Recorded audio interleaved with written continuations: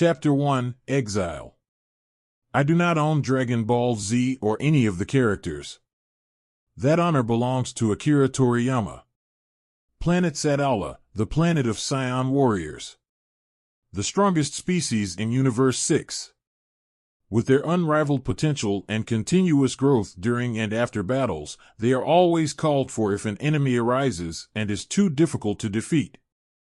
The king of planet Sadala is said to be the strongest of all Saiyans. It is rumored that he has only lost one fight in his life. That loss came from his own father. He has a power level of 6 million, and the next strongest is an elite guard who is at 900,000. The Saiyan race, despite being the strongest, were divided into groups based on power levels. You had the super elites who ranged from anything above 10,000. Elite warriors who had power levels of 5,000 to 10,000. Mid-class warriors who ranged from 3,000 to 5,000.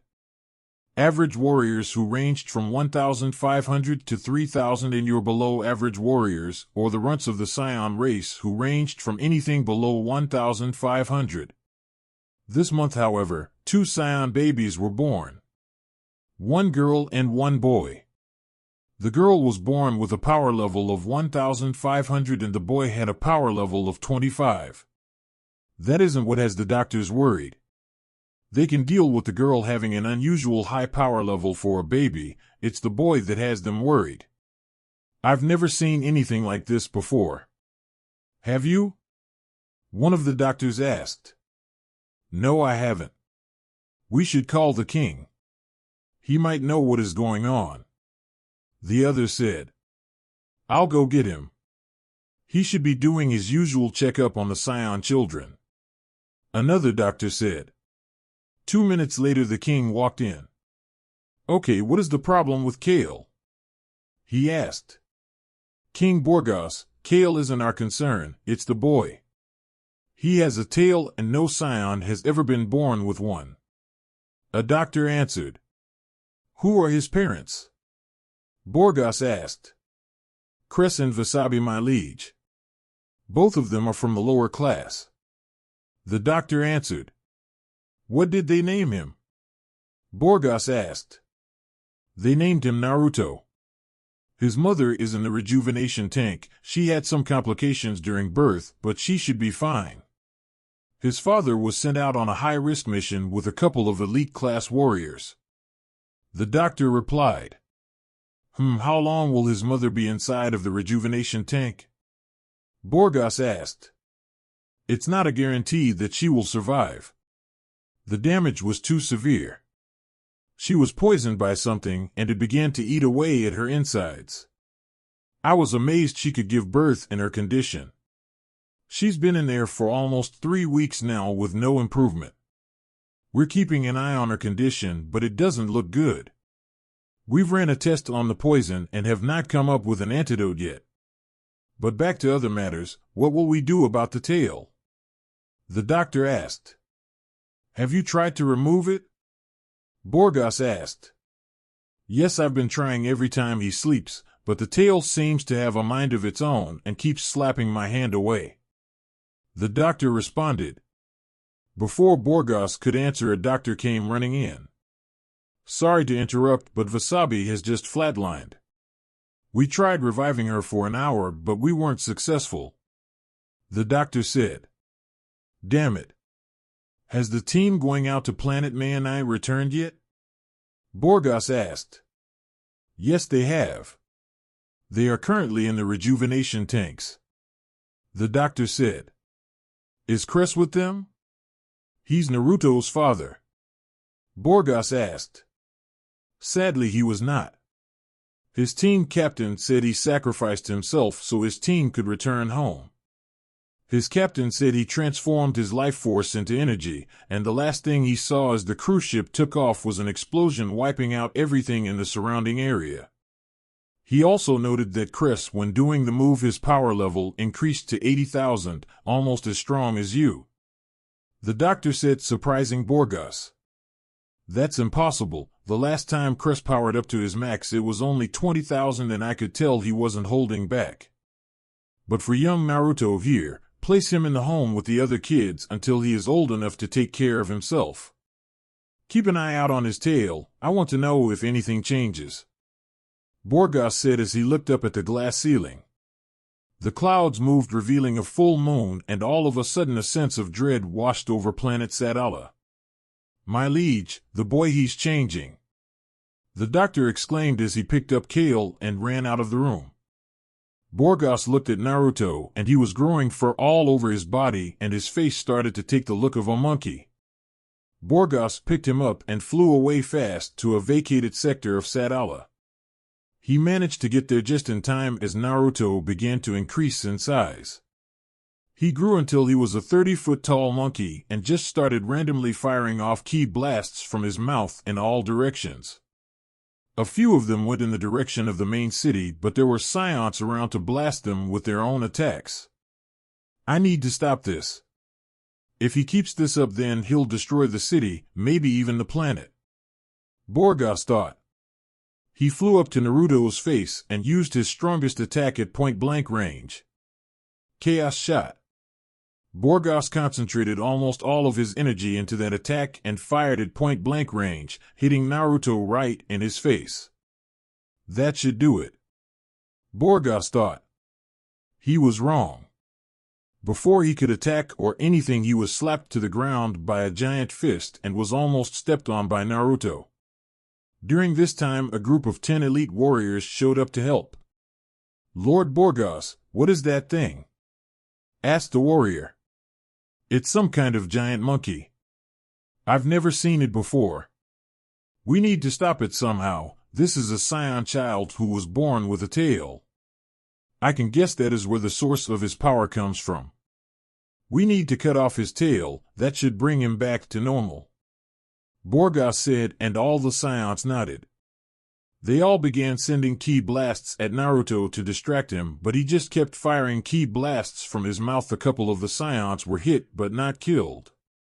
They continued to fly around firing ki blasts at Naruto until Borgas got a clean shot at Naruto's tail.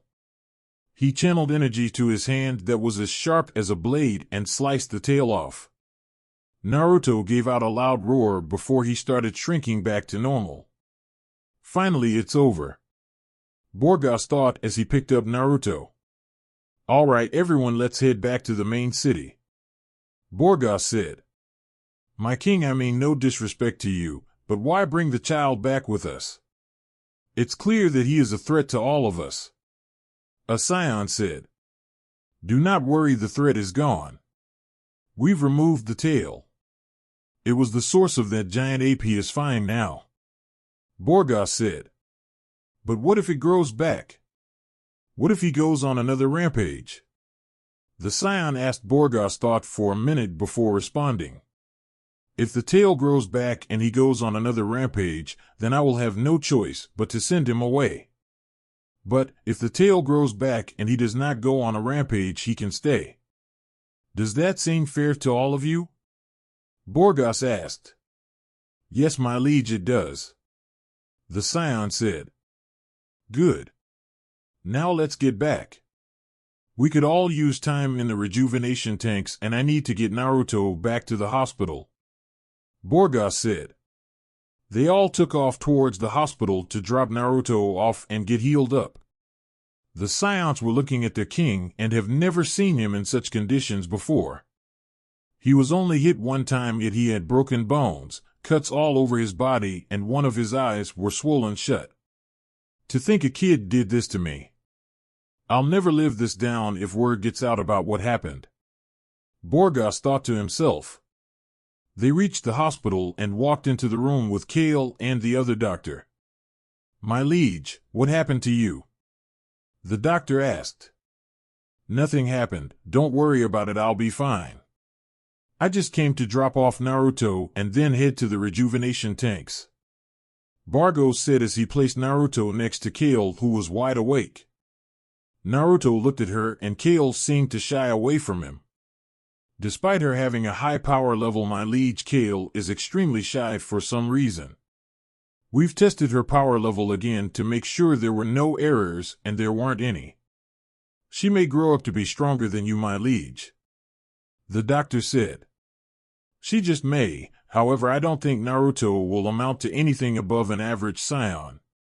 I cut his tail off, so I think that was where most of his power came from. I'm afraid he may not be that much stronger than his father. His mother wasn't much of a fighter, so we stopped testing her power level. But I've heard people say she was stronger than Cress. Borgas said. I agree, his power level didn't even manage to get up to 100.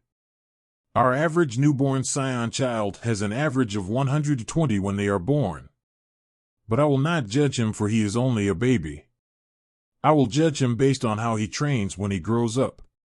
The doctor said as he watched Naruto try to play with Kale, who was too shy to play with him.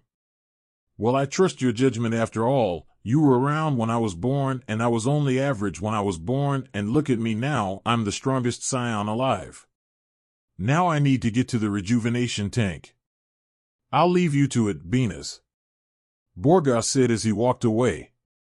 Don't worry, Naruto, I'm sure you'll grow up strong and have an excellent teacher. Venus said as he looked at Naruto, who was now fast asleep. He noticed Kale hesitantly poke him and started to cry when Naruto grabbed her finger in his sleep. Venus chuckled at this. Oh Kale, I wonder if you'll stay shy forever. Venus said to himself as he went to pick up Kale so he could put her to sleep.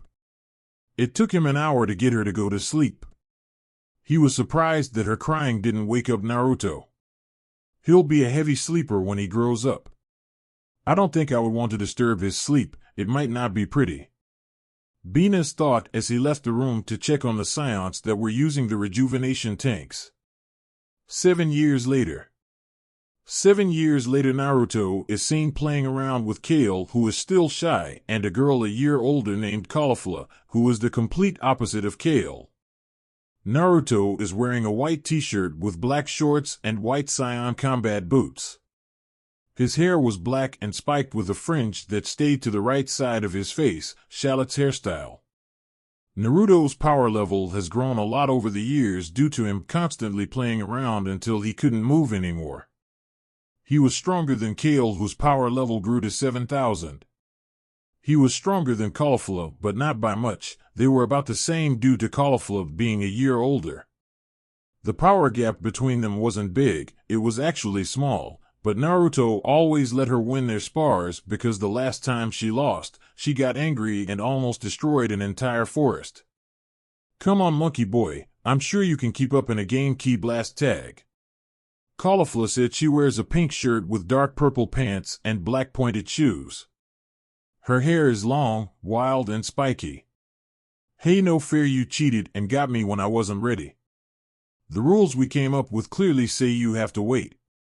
And leave my tail out of this. Naruto said, shooting ki blasts at Caulifla. That's another thing, his tail grew back when he was 2 years old, but hasn't had any accidents with it. Although a Saiyan named Taro that fought Naruto after he transformed was not happy that he grew it back and was allowed to keep it. Naruto kept his tail wrapped around his waist since Caulifla likes to pull it when he isn't paying attention. Caulifla, Naruto's right. You're supposed to wait until he is ready before you can fire blasts at him. Kale said in her quiet and withdrawn voice. Kale wore a very short red dress with her name on it with some black tights underneath and wore black shoes with red tips, and she wore 2 golden hoop earrings. Her hair is black with a shaggy shoulder-length look worn in a high ponytail secured by a white hair tie with a bang hanging over the left side of her face. Oh, come on, Kale, you don't always have to take his side just because you like him. And stop talking so low, I can barely hear you. Caulifla said she took her attention off of Naruto for a split second and he hit her in the gut with a weak ki blast. Woohoo, that's Naruto for Caulifla too. Oh, and Caulifla, you shouldn't tease Kale so much about her voice.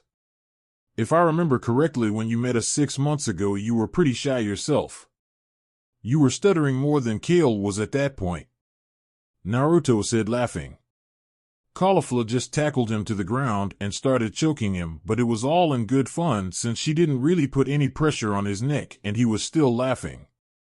I thought I told you not to mention that again. I don't stutter.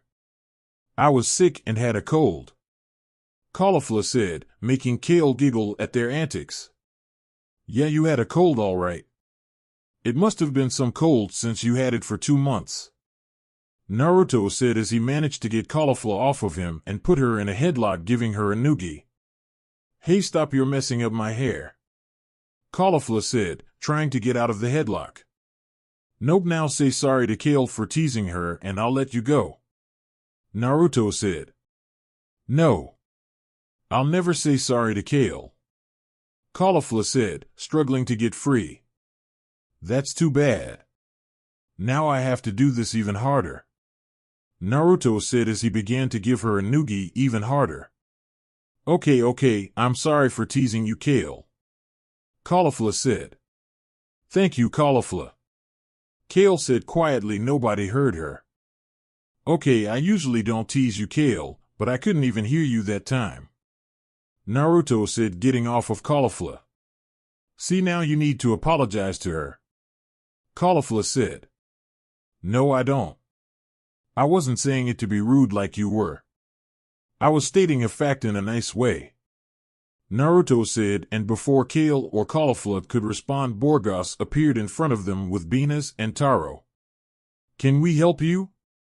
We were kind of in the middle of a game, Caulifla said. I'm actually here to see Naruto, Borgas said. What do you want with me? Naruto asked.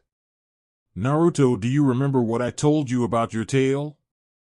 As well as what happened a few weeks after you were born? Borgas asked. Yeah, I remember. Why? Naruto asked, confused. Have you already told Kale and Caulifla about our deal? Borgas asked. Yeah, they know about it, Naruto said. It's true. As soon as Borgas told Naruto about his tail and transformation, he immediately told Kale when they were 4 years old. He told Caulifla 3 months ago during a spar. What's going on? Kale asked quietly.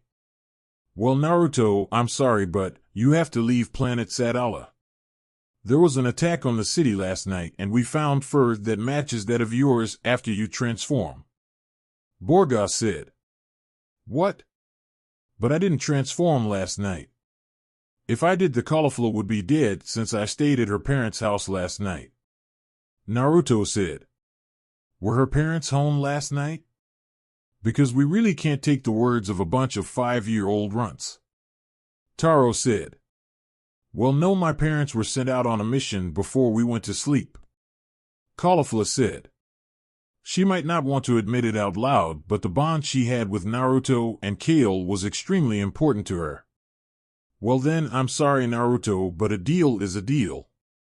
You have to leave Sadala. There is simply too much evidence pointing towards you from the attack. Nobody else here has a tail, and the destruction matches what you did the day you first transformed. We already have a ship prepared for you.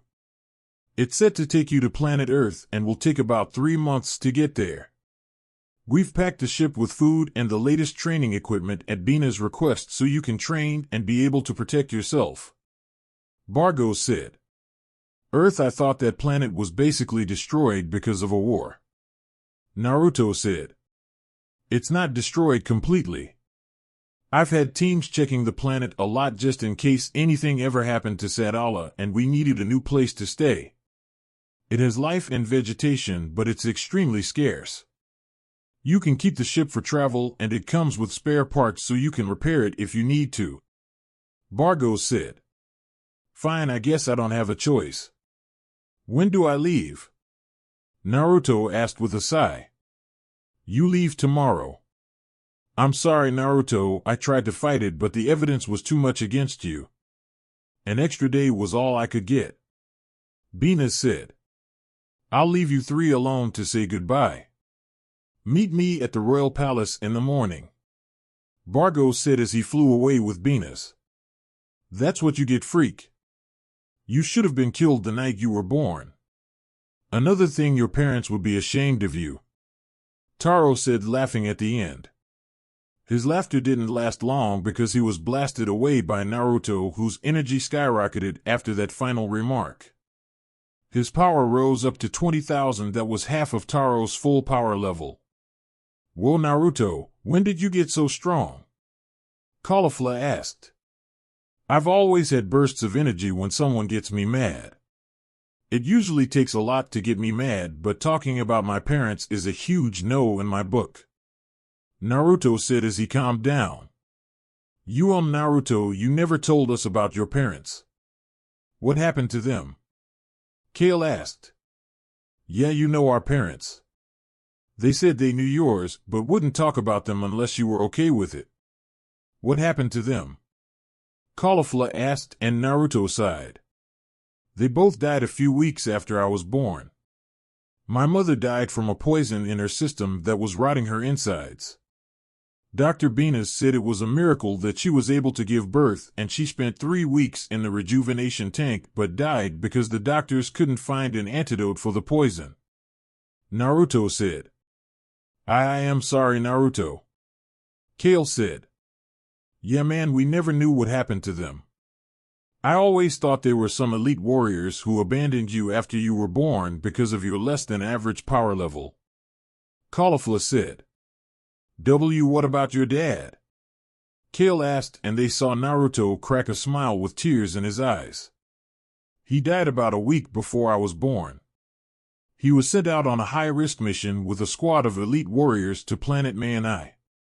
I spoke to the captain of that team, and he immediately recognized me. He told me his team was surrounded and severely wounded and needed to retreat, but the enemy was surrounding them on all sides. He said my father did an attack that turned his life force into energy, essentially making himself into a ticking bomb. He told me the attack was so strong that my dad almost surpassed King Borgas. They managed to get away in the cruise ship, but the last thing he saw was my father exploding, wiping out every enemy within 4 miles of the explosion. The captain came back and after he was healed and asked to have my father's name placed in the Hall of Fallen Elite Saiyans. King Borgas accepted this, and despite both my parents being low-class Saiyans, he was added to the hall within a day. But the captain also said that my mother was stronger than my father, but she wasn't much of a fighter. It makes me wonder how strong I will become. Naruto said, looking up at the sky.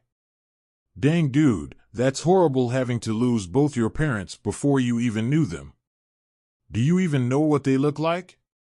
Caulifla asked. No, I don't. But I'm told I look like my father, but with my mother's hairstyle just a lot shorter. Naruto said. I think you'll become stronger than anybody, Naruto. I mean, you're already stronger than me and Caulifla. I think you'll reach new levels unheard of from a Saiyan. Kale said. Thanks, Kale, that means a lot coming from you. Naruto said. So are we going to whine all day like a bunch of sissies? Or are we going to have some fun and make your last day here memorable? Caulifla said. I guess we can have some fun. So what did you have in mind? Naruto said. Well, we could train. I need to get you up to my level before you leave. I wouldn't want anything to happen to you on your journey to Earth. Secondly, we can terrorize Taro for the rest of the day. Caulifla said. Caulifla, Naruto's stronger than you. Kale said shyly. Now Kale, let's not make Caulifla angry. It's not my fault she can't keep up with me in terms of power and skill. Naruto said, making Kale giggle. Just because you two have been friends since you were basically born, doesn't mean you can just gang up on me like that. Caulifla said. Don't worry, Caulifla, it's all in good fun. Now let's go terrorize Taro and train before I leave tomorrow. Naruto said, and they all took off running since they couldn't fly yet. The rest of the day they spent terrorizing Taro so much that they didn't have time to train. They made his ship fall apart, planted small energy grenades in his food so it would explode on contact. They even switched his clothes with female clothes and took his Saiyan armor. They finished it up by writing a fake letter from a female Saiyan, saying she wanted to marry him. He chased her down and was harshly rejected in public. They spent the whole day laughing and all decided to stay at Kale's house for the night. Next day, Next day Naruto woke up early and saw it was food in the kitchen separated into 3 groups. One for him, one for cauliflower, and the other was for Kale. He did the only thing he could at this point. Food. He yelled and started eating. A few seconds go by and Kale and cauliflower are in the kitchen eating as well. Cauliflower is eating messy just like Naruto, and although Kale is eating a lot of food, she eats with grace and proper etiquette. 10 minutes later all of the food is gone and everybody was satisfied. Kale, I didn't know your parents were home. Cauliflower said. Me either. I guess they had to leave right out again. But it's nice that my mom prepared some food for us. Kale answered. Naruto, did you hear that? Cauliflower asked. Hear what? He said. She didn't stutter her first word. She's still quiet, but there was no stutter. Cauliflower said. You're right. You didn't stutter, Kale. Naruto said. Thank you, Naruto. Kale said. And it's back. Cauliflower said. She'll get out of that as she grows. Now let's head over to the palace. It's almost time for me to leave. Naruto said. It's complete crap how you're being exiled from the planet. You didn't even do anything. Cauliflower said. I know. I was set up, somebody else did that destruction. Because from what I was told, the amount of power that ape transformation had, I could blow up the whole planet if I went on a rampage with nobody around to stop me. Naruto said. Who do you think set you up, Naruto? Kale asked. I'm not going to say because Cauliflower would just attack whoever I think did it. I don't need any of you getting in trouble. So can you both do me a favor and stay out of trouble while I'm gone? Naruto asked as they left the house. I guess I'll try. We both know Kale is too shy to really do anything. Cauliflower said. Kale, you're in charge of Cauliflower while I'm gone. Naruto said, making Cauliflower pout and Kale giggle. Why is she in charge? I can take care of myself. Cauliflower said. Do you even trust yourself to not cause any trouble? Naruto asked. Cauliflower didn't say anything and just walked ahead with her arms crossed. You're in charge, Kale, like I said. Make sure she stays out of trouble, okay? He said. Why, yeah, I can do that. She said. Great, let's go. He said as they ran off towards the palace so he could leave. Royal Palace. They all arrive at the Royal Palace and see Borgas, Benas, and Taro waiting for Naruto. I'm sorry it has to be like this, Naruto, but we made a deal. Borgas said. It's all right, I understand. Naruto said, and Cauliflower wanted to say something, but a look from Naruto made her keep her thoughts to herself. Now, Naruto, I've had our best scientists work on this ship. It has a training area, eating area with enough food to last a year for a saiyan, a sleeping area, and you have a rejuvenation tank inside. The training area comes with a gravity machine that can go up to 500x normal gravity. Your ship has a built-in robotic system for guidance, and if you need your ship to be repaired, you just tell the ship to activate maintenance mode. It will clean the entire ship and check for any damage and will repair it for you. Benas said. Thank you, Dr. Benas. I'll make sure to take excellent care of it. Naruto said. Good, now get going before you destroy something else. Taro said rather harshly. Taro, that's enough. Now before you leave, Naruto, I want to gauge your power level. Taro, you will go first. You're an elite saiyan. I want you to be the measuring stick for Naruto. Borgas said, and Taro nodded. Feast your eyes, kids. You'll see what an elite warrior's power level is like. Taro said as he began to power up. The scouter that was being used to read his level stopped at 40,000. 40,000, not bad, Taro. I can see why you're an elite warrior. Borgas said. Would you ladies like to give it a try? Benas asked as he reset the scouter. Heck yeah, I do. Come on, Kale, let's do this, Caulifla said. Oh, okay. Kale responded as they both powered up. Kale was at 10,000 and Caulifla powered up to 11,000. Both of their power levels grew overnight after a full day of playing around, which they called training. You kids are only 7, yet you're almost as strong as an elite saiyan. All of this is from playing kid games and friendly spars. Imagine if you were actually trained to use your abilities. You might even surpass me if I don't start training again, Borgas said. Surely you aren't serious about that, my liege, Benas said. I'm serious, Benas. The only kid stronger than them is Kaba, and that's only because he is being trained already. He isn't that much stronger than them, though. Now, Naruto, it's your turn before you leave, Borgas said. Naruto nodded and began to power up. They were surprised that his power level was higher than Kale's, but he wasn't finished. He kept going and surpassed Caulifla as well. The scouter reached 10,000 and Naruto could feel something keeping him from powering up more. Benas went to turn the scouter off, but Naruto stopped him. No, don't turn it off. I can keep going, he exclaimed. He dug deeper and deeper until he felt the energy and his power level skyrocketed. It kept climbing until he couldn't go anymore. How is this possible? He's just a kid, Benas said. What is it, Benas? What did the scouter say? Bargos asked. His power level, it's at 45,000. He's far stronger than Kale and Caulifla and is stronger than Taro, Benas said. That's a lie. That scouter is broken. There is no way a kid can be stronger than me without any actual training. He was born with a power level of only 25.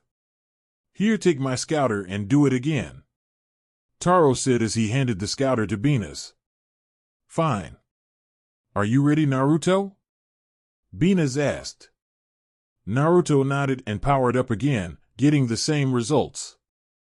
It's settled. Naruto is stronger than Kale, Caulifla, and Kaba combined, as well as stronger than Taro. Borgas asked. When the hell did you become so strong, Naruto? During our spars I always win, Caulifla said. No, I let you win. Do you remember the last time I beat you? You almost destroyed the entire forest because you were mad. But I will say the last time I had it checked, my power level was only 8,000. I was powering up and felt a block just now and I had to power through it, Naruto said. You will become strong indeed, Naruto. Despite your low power level as a newborn, you have come quite the way. Maybe on your journey away from here you will grow stronger and perhaps get an excellent teacher to train you. Now, it's time for you to go, Naruto. Say goodbye to these two now. You may never see them again unless they join the Sadala Defense Force or have access to a spaceship and are allowed to travel to different planets, Borgas said. Don't even hug me, Naruto. That mushy crap disgusts me, Caulifla said, keeping up her tough girl image. But Naruto didn't listen and gave her a hug anyway that she hesitantly returned.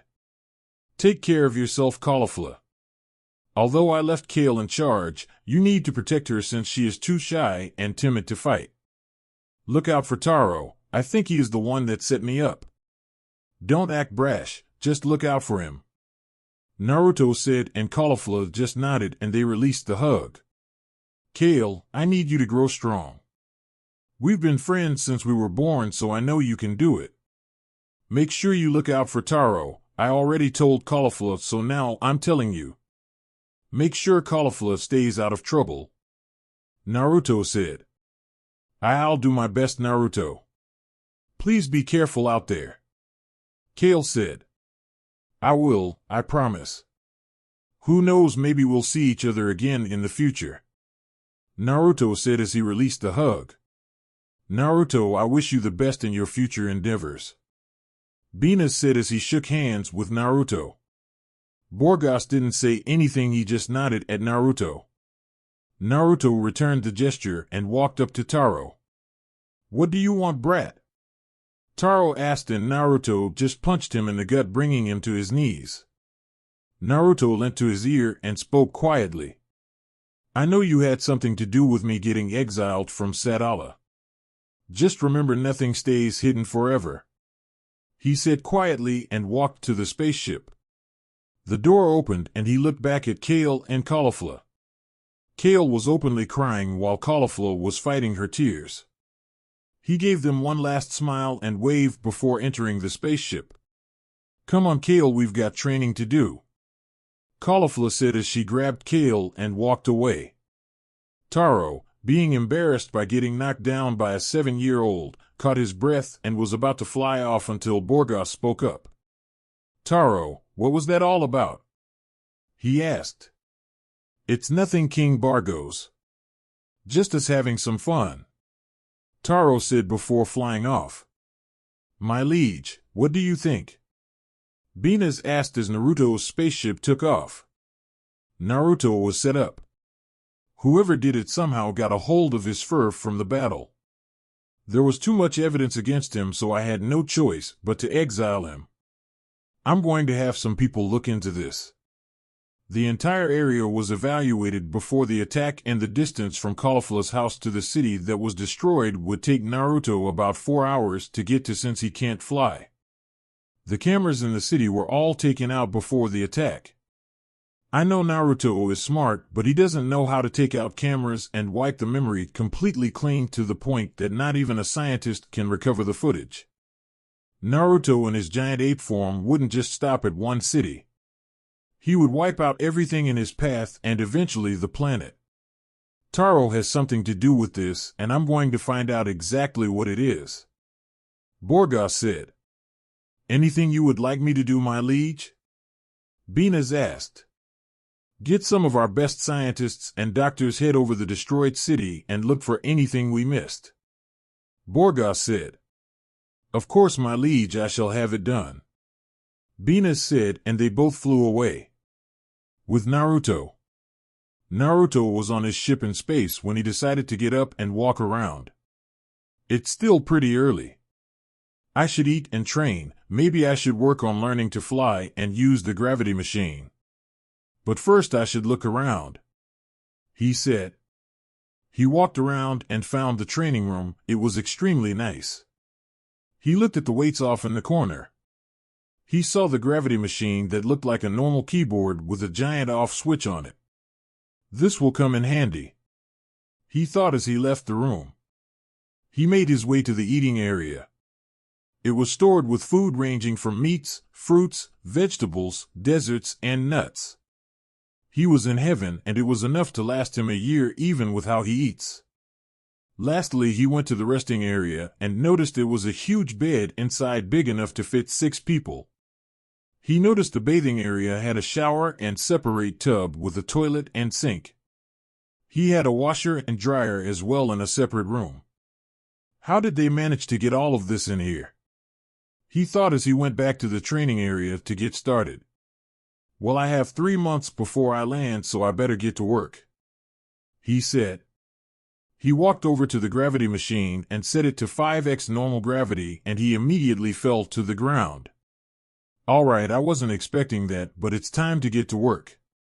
I want to at least be able to withstand 20x gravity when I land on Earth," he said. He began to do push-ups, which were extremely difficult due to the gravity. He did 100 push-ups and switched to doing 100 sit-ups. The sit-ups were harder for him since he didn't rely on his arm strength. Instead, he relied on his core strength. He trained for a grand total of 6 hours doing squats, weightlifting, and key control exercises. He tried flying in 5x gravity since it would be harder for him to do. He managed to float in the air for about 20 seconds before gravity got the better of him. He deactivated the gravity machine and walked to the cleaning room so he could wash up. He decided to take a shower, and 20 minutes later he was finished. He found some saiyan armor his size and more in larger sizes. "Man, this spaceship has basically everything in it. Dr. Benas really went above and beyond for me," he said as he put on some tights. He went to the rejuvenation tank, turned it on, and entered. He set the timer on the tank for 2 hours before letting him out. Man, I should really thank Dr. Venus for this, but I don't know how. He thought to himself as he felt his body being healed. He then started to think about Kale and Caulifla, his two best friends on Sadala. He wondered how they were going to be without him there. I give it a few weeks before Caulifla gets into trouble and drags Kale into it. I wonder where her brother is. She said she had an older brother, but we've never seen him before. He thought. 2 hours go by and he is released from the rejuvenation tank. He could feel that his power increased, but not by much. He could tell the gravity training would do a lot for him. My power level should grow to about 50,000 after I rest up tonight. I have 3 months before I land. I want to be at least 350,000 by the time I land. He said, then his stomach started growling. I almost forgot to eat dinner. That training must have been harder on me than I thought. He said as he went to the kitchen. He grabbed a lot of food and started to dig in. All the food was gone in 20 minutes and he was full, so he decided it was time to go to sleep. He walked up to the keypad on the wall and spoke into the microphone on it. Activate cleaning mode. He said, and the ship started to clean itself. That's really cool, but I'm off to bed now.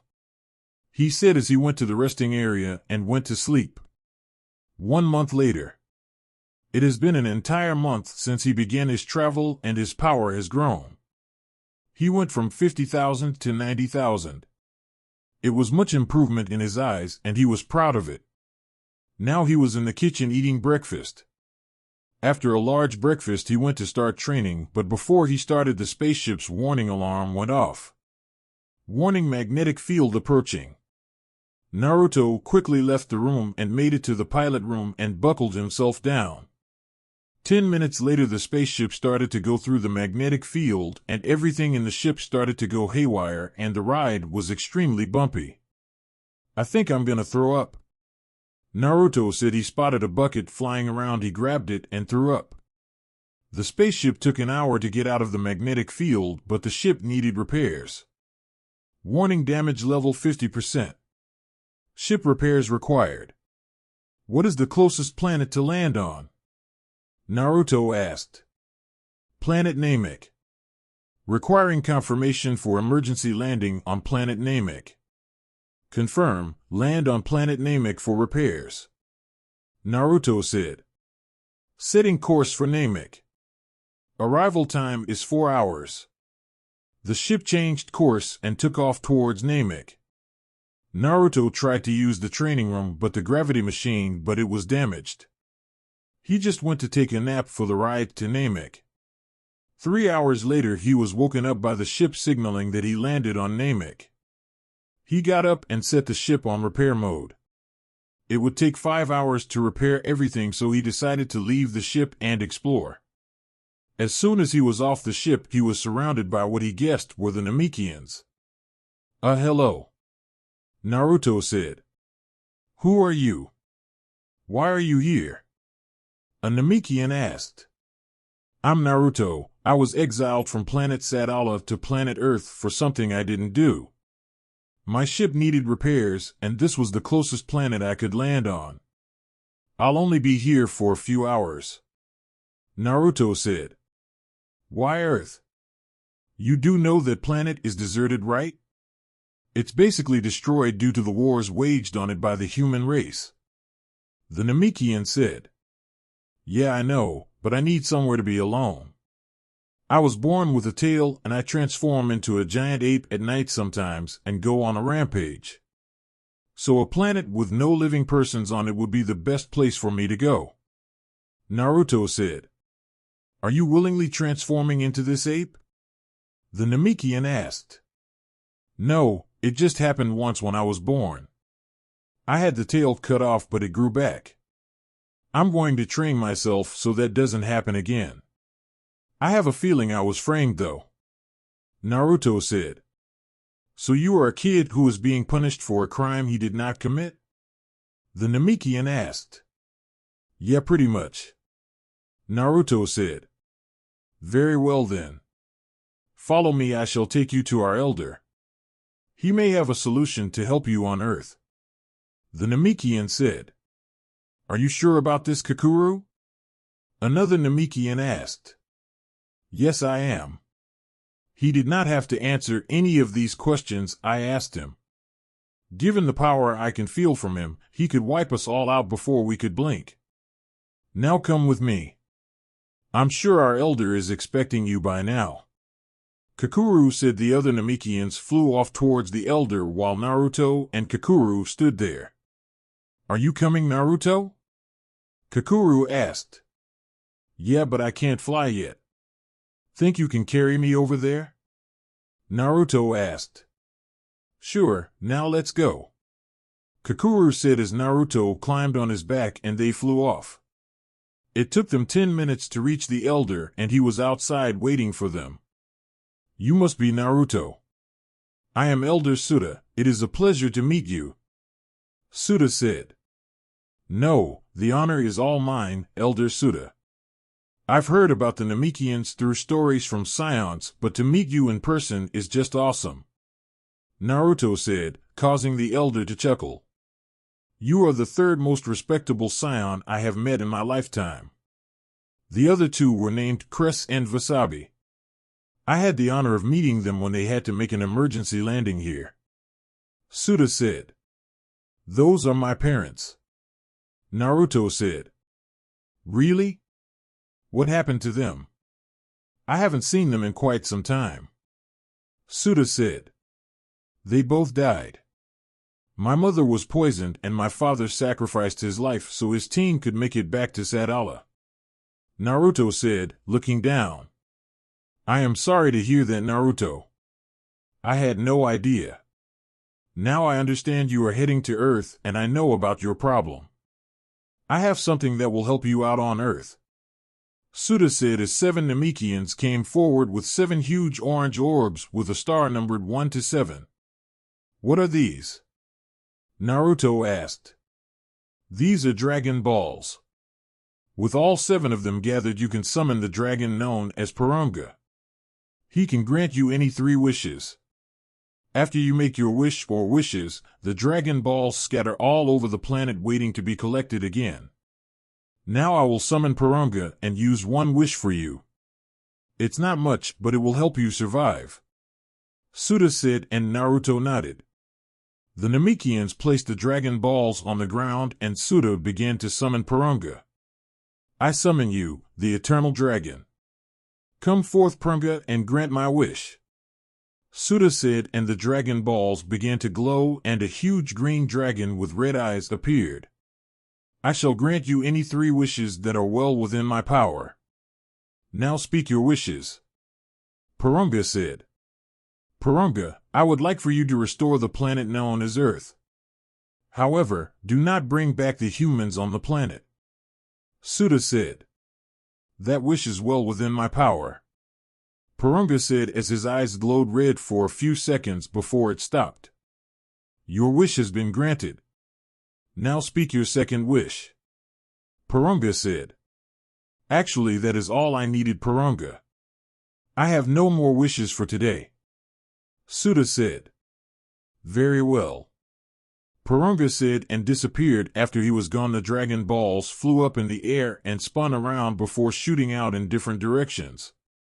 Why did you do that? Naruto asked. Because you would die in 2 years living on that planet the way it was before.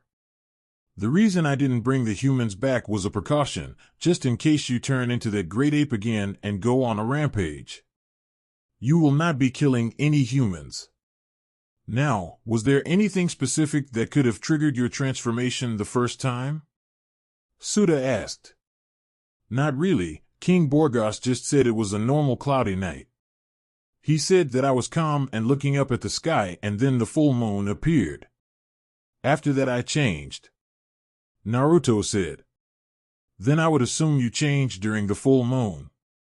On Earth the full moon appears every 29 to 30 days, so I would avoid looking at it until you are ready to control your ape form. Suda said.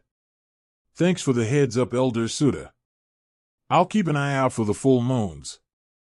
But if it's not too much, can I ask you for a favor? Naruto asked. What is the favor? Suda asked. Can you teach me how to fly? My ship won't be done for another 4 hours, and I can only float in the air for a couple of seconds. Naruto said. I can teach you to fly. You already have the basics down, so it shouldn't take long. Now come with me, we have training to do. Suda said as he walked away with Naruto to begin his flying lessons. He learned how to fly in about 2 hours since he already had the basic principles of it already. He spent another 2 hours flying around at different speeds and doing tricks in the air. He did this so he could get accustomed to different paces and sudden stops in flight. Thank you again for your help, Elder Suda. I won't forget this. Naruto said. Don't worry about it, Naruto. Just grow strong and control that ape form. You do that and we're even. Suda said. I'll do that. See you later. Naruto said as he took off to the skies surrounded by a white glow leaving a trail behind. He made it to his spaceship and it was done being repaired. He entered and went straight to the pilot room. Set course for planet Earth. Naruto said, and the ship took off towards Earth. After the ship reached space, he got up and went to the training room. I have 2 months left, so I need to get started on my training. I'll start at 5x normal gravity and set it to increase every 3 hours. He said as he turned on the gravity. He began with his usual routine of 100 push-ups and 100 sit-ups. He moved to doing 300 punches with each hand and 300 kicks with each leg. He created 6 small energy blasts and sent them flying around the room. He created another blast, but this one was huge compared to the others and contained a lot more energy in it. He had to dodge these without getting hit. It was harder to do this because the gravity increased to 7x normal gravity, so the blasts started moving faster and became heavier. He was doing good for the most part. He got little nicks and bruises here and there, but nothing major. The gravity increased again and was up to 10x gravity. He could barely keep up with the blasts as they got too fast for him. He kept up the dodging but was hit by one blast then another, and they just kept hitting him. After all 6 small blasts were done hitting him, he was bloody and cuts were all over his body. He looked up and saw the large blast coming straight towards him. Ah crap, I forgot about that one. He said as he looked at the gravity machine. It said 10x gravity, and he knew this blast was stronger than what he put out. If he had to guess, the amount of power coming at him had a level of 500,000, way more than what he was at. Ah crap, if this doesn't kill me, I hope I can make it to the rejuvenation tank. He thought as he placed his hands out in front of him and caught the blast, trying to slow it down. The blast was pushing him back and he was barely holding onto it, but he refused to give up. He started to walk forward trying to move the blast, but every step he took, he was moved back again. He was losing ground quickly and he could feel his body was giving out. Come on, Naruto, you can do this. This blast is nothing to you. He thought to himself. He let out one final yell and the energy blast exploded, sending him flying into the wall. The ship didn't take any damage because the walls could absorb the blast and convert that energy into power for the ship. He fell to the ground and his body was completely covered in cuts and bruises. Oh man, I shouldn't have done that. I can already hear Cauliflood calling me an idiot. Kale wouldn't say it out loud, but I know she would agree with Cauliflood in her head. He thought as he crawled over to the gravity chamber and shut it off. Time for the rejuvenation tank, he said as he stood up. He made it to the rejuvenation tank and set it to heal him for 3 hours. Naruto didn't realize it, but what he just did gave him a significant power boost. There was only one saiyan stronger than him. That was King Borgas. But Naruto knew he would surpass him before this trip to Earth was over. I'll test my power level again after dinner and then at the end of this trip when I land, he thought. 3 hours later, he was out of the rejuvenation tank and was currently eating dinner. He was looking out the window, just staring into space, when he thought he saw a streak of white light going in the opposite direction. He brushed it off as a comet passing. If he looked closer, he would have noticed two figures traveling inside of that light.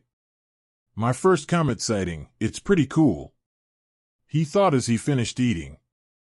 I'll test my power level before I head to bed, he said as he activated the cleaning mode.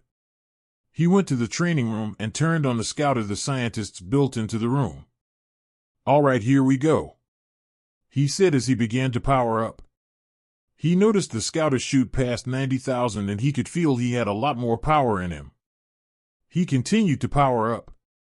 This kept going on until he couldn't go anymore. He looked at the scouter and was surprised by the results. His power level jumped from 90,000 to 200,000. I guess when a saiyan takes significant damage, they grow a lot. I don't want to have to train to literally kill myself to get power all the time. I'll have to start actually fighting soon.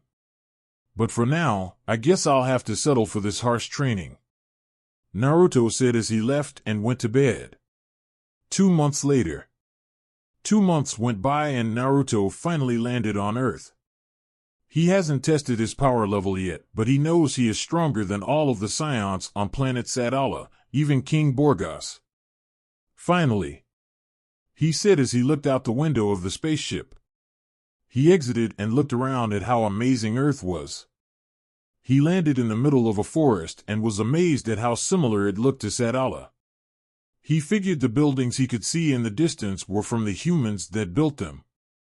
I'll look around and see what I can find, he said and flew around the area he was at. He didn't find much, but he found a lot of animals running around. He went further away and found a city with huge buildings. He saw some houses and his favorite was the food district. I'll use that after I run out of food on the ship, he said and flew back to his ship. He arrived at the ship and when he walked inside he heard some kind of beeping noise. He went to the pilot area and a button was flashing on the control panel. He pressed the button and Kale and Caulifla appeared on the screen. Hey Naruto, are you there? Dr. Venus said we could talk to you, Caulifla said. Is this a live video? He asked himself. Of course it is, you doofus. What the hell did you think it was? Caulifla said. Okay, so it is a live video. How are you able to talk to me? I'm literally on a different planet right now, he said. Oh, Dr. Venus set this up before you got in the spaceship. He said it's only a one-time thing. I guess he knew Kale would miss you, so he built in this little feature himself.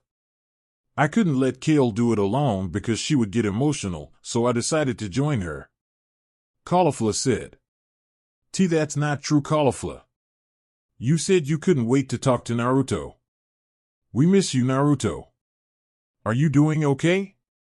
Did you make it to Earth? Kale asked. I knew Caulifla would miss me. But to answer your questions, yes, I'm okay and I did make it to Earth. I only had one problem. That was when I went through a magnetic field and the ship needed to repair itself a month into the trip, so I stopped on planet Namek, Naruto said. Did you meet the Namekians, Naruto? I heard they are quite nice and hospitable, Dr. Venus said. Actually, I did. I met the elder and he knew my parents from when they also had to make an emergency landing there. He used something called Dragon Balls to restore the Earth for me, but didn't bring back the humans just in case I transformed into the ape again. He also taught me how to fly, Naruto said. How we learned to fly the week after you left. We've also gotten much stronger. I bet I could beat you now, Naruto. Kale got stronger too. She's almost my equal, Caulifla said. That is true, Naruto. Caulifla has a power level of 470,000 and Kale has a power level of 400,000. Dr. Venus said. That's great, but I'm way stronger than both of them. However, Kale is a lot stronger than that. She should be slightly stronger than Caulifla by now. I could always sense she was holding back her true power. So Kale, can you power up for me and not hold back this time? Naruto asked. Kale was hesitant but nodded. Dr. Venus turned on the scouter and Kale powered up.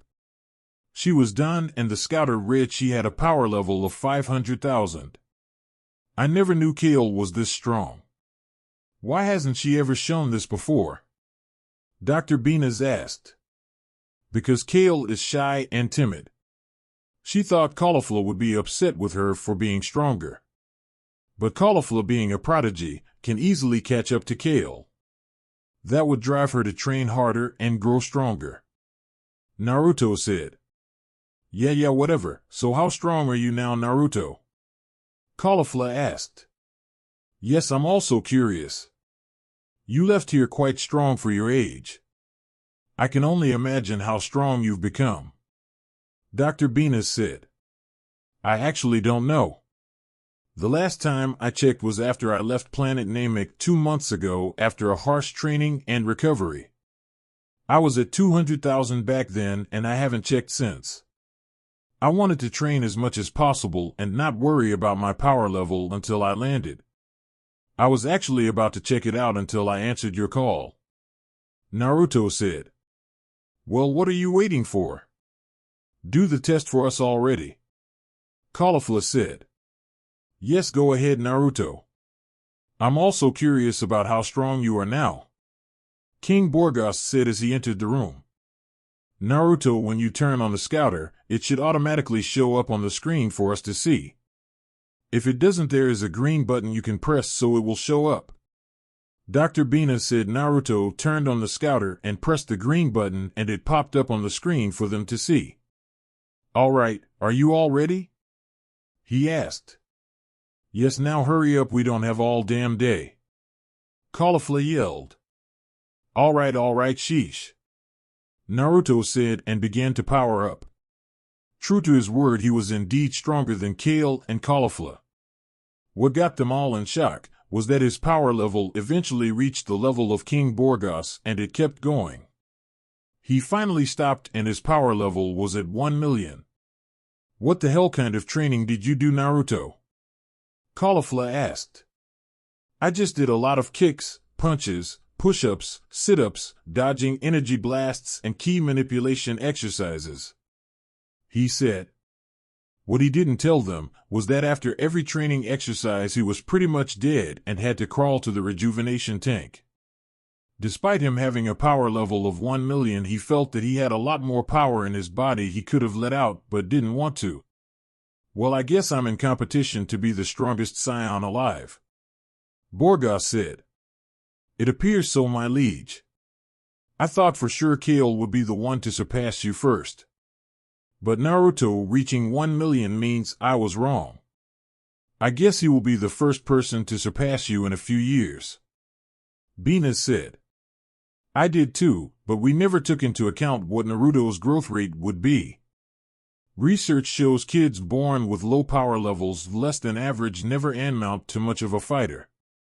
However, I understand we are short on time, so I'll be brief. Naruto, I have been looking down into the crime you were framed for. We have a potential suspect, but he covered his tracks really well. Bargo said. It was Taro, I know it was. So does Kale and Caulifla, I told them before I left. When you find any clues, they will lead back to him. I told Caulifla not to do anything, but given from the look on her face, I know she did the complete opposite. So Kale, what did she do? Naruto asked as Caulifla looked away with a guilty look on her face. She went to Taro's house and tried to kill him. Kale said. He got one of my best friends exiled. I'm not going to stand around and do nothing. Caulifla said. It's okay, Caulifla. But now he might go on the run, most likely he'll come looking for me. I'll be ready for him. Naruto said. All of a sudden a beeping noise was heard. Well, that's the timer we had on this video chat. We wish you best, Naruto. Bina said. You better take care of yourself or next time I see you, I'll kick your ass. Caulifla said. Bye Naruto. Take care of yourself over there. Kale said. I will. Caulifla, stay out of trouble, I mean it this time. We'll see each other again, I'm sure of it. Naruto said as the screen cuts off. He just sighs. It was nice to see them again. But I can't be down. I need to train just in case. But first, I need to see how strong I really am. He said as he reset the scouter and powered up again. This time he was letting all of it out. During him powering up he didn't notice, but his eyes flickered green then black and his hair would turn gold before turning black again. He finished powering up and checked the scouter to see what his actual power level was. His new power level was at 6 million. Whoa, I guess training in 20x gravity paid off more than I thought. But what was that extra boost I was feeling? It wasn't the barrier in power I broke through back home, it felt like something that was just out of reach from me. I'll figure it out later, I need to go to sleep to train in the morning. He said as he left to eat and get some sleep. Unbeknownst to him, he was being watched by one of the figures in what he thought was a comet. Interesting. I've never seen a saiyan with a tail before. I'll keep an eye on him. I may just train him myself. Of course I would have to keep it a secret from Lord Kampa. The figure said as she turned off her staff. Chapter 2, Enemies and Transformations. I do not own Dragon Ball Z or any of its characters. That honor belongs to Akira Toriyama. For years later. For years have gone by and Naruto is now 11 years old. Over the course of 4 years he has battled a lot of enemies that were sent to Earth by someone unknown. Due to the constant fighting he went through, he was able to reach that power that he felt after he powered up when he finished talking to Kale and Caulifla. He decided to call it Super Saiyan. In his mind he was the first person to do it. But in another universe there were already 3 Saiyans who have already gone Super Saiyan and have taken it to another level. Over the years he has grown quite a bit. He now stood at 5 feet 2 inches, which was tall for his age. His hair hasn't changed, but he did put on some muscle. He was thinking about going out to find him a teacher to train him properly when he felt a power level arrive at his location. He stood up and watched as a ship landed in front of him and somebody walked out. "Who are you?" he asked. "I'm the one responsible for sending troops to this planet. They never returned, so I decided to come check out what's going on myself." The stranger answered as he had 2 guards with him. "What's your name?" Naruto asked. "Customarily you should give your name first, but I'll answer your question. My name is Frost and I am what you may call a space pirate," Frost said. Naruto looked Frost over and took in his appearance. Frost has blue skin, his torso and head are pale blue in color. He has really thin lips that if his mouth was closed it looked as if he didn't have any. He has round smooth ears, and wears guards on his shoulders and on each hip. He wore some boots and black pants, but Naruto thought he wasn't wearing anything on his lower body. "I'm Naruto. Now why are you so interested in Earth?" he asked. "I'm really not interested in the planet. I just want to sell it so I can make some money. However, I have a proposition for you," Frost said. "What would that be?" Naruto asked. "How would you like to join me? You can have anything you would like in the universe and you can become my second in command," Frost said. "I'll have to pass on that offer. 1, I'm not a criminal, I would rather turn you in. 2nd, I already have everything I want. Lastly, I will never join somebody that is weaker than me," Naruto said. "Weaker than you? Ha ha ha, do not make me laugh, you monkey. I am the strongest in the universe. There is nobody stronger than me. I have conquered many planets by myself. I have won countless wars across the galaxy. I have no equal, everyone else is below me. Now you will join me, or will I have to use force? Frost asked. I won't be joining you, so just get back on your ship and leave. I won't tell you again. Naruto said. Very well, don't say I didn't warn you. Kill him. Frost said. His two guards didn't respond, they just both flew at Naruto using their top speed. Naruto blocked a punch and a kick from them and threw them both away. Alien and Namol, if you do not finish him off, I'll kill you both myself. He is just a child, you should have killed him by now.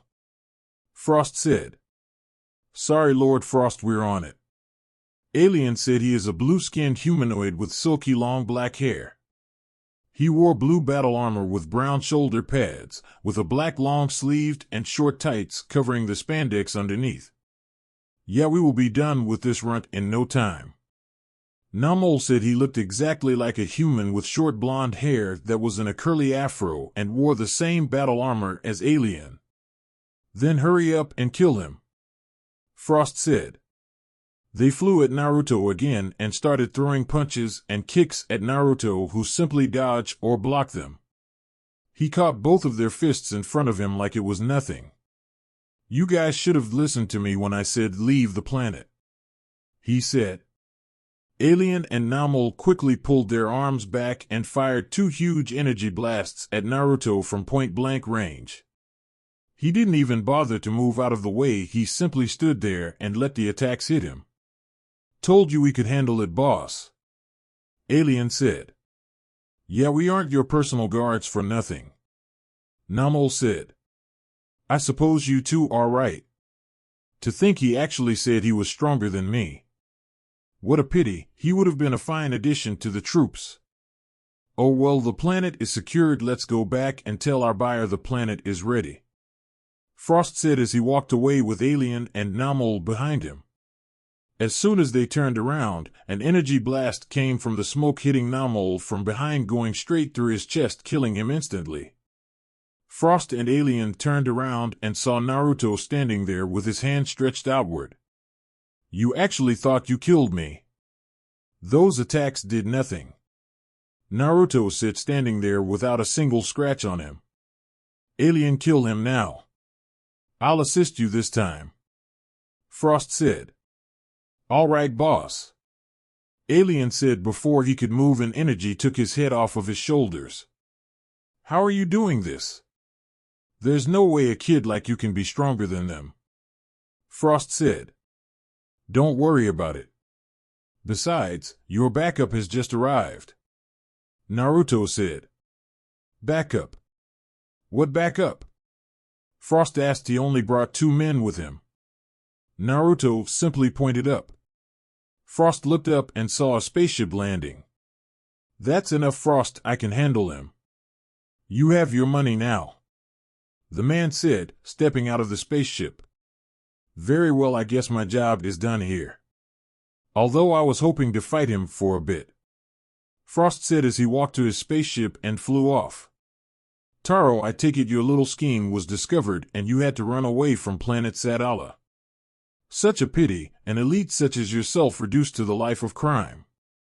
Naruto said. Shut up. If it wasn't for those damn girls, I wouldn't have been caught. I couldn't kill them since they are always together and watching each other back. So now I have to settle for killing you. Something that should have happened after you were born. You may have surpassed me before you left, but I am almost on par with Borgas. Years of brutal training and years of near-death situations, I am going to rid the world of your existence. Taro said as he began to power up. Naruto just stood there and waited for him to finish. This is all you have to offer. I surpassed King Borgas when I was 8. My power is higher than anybody you can think of right now.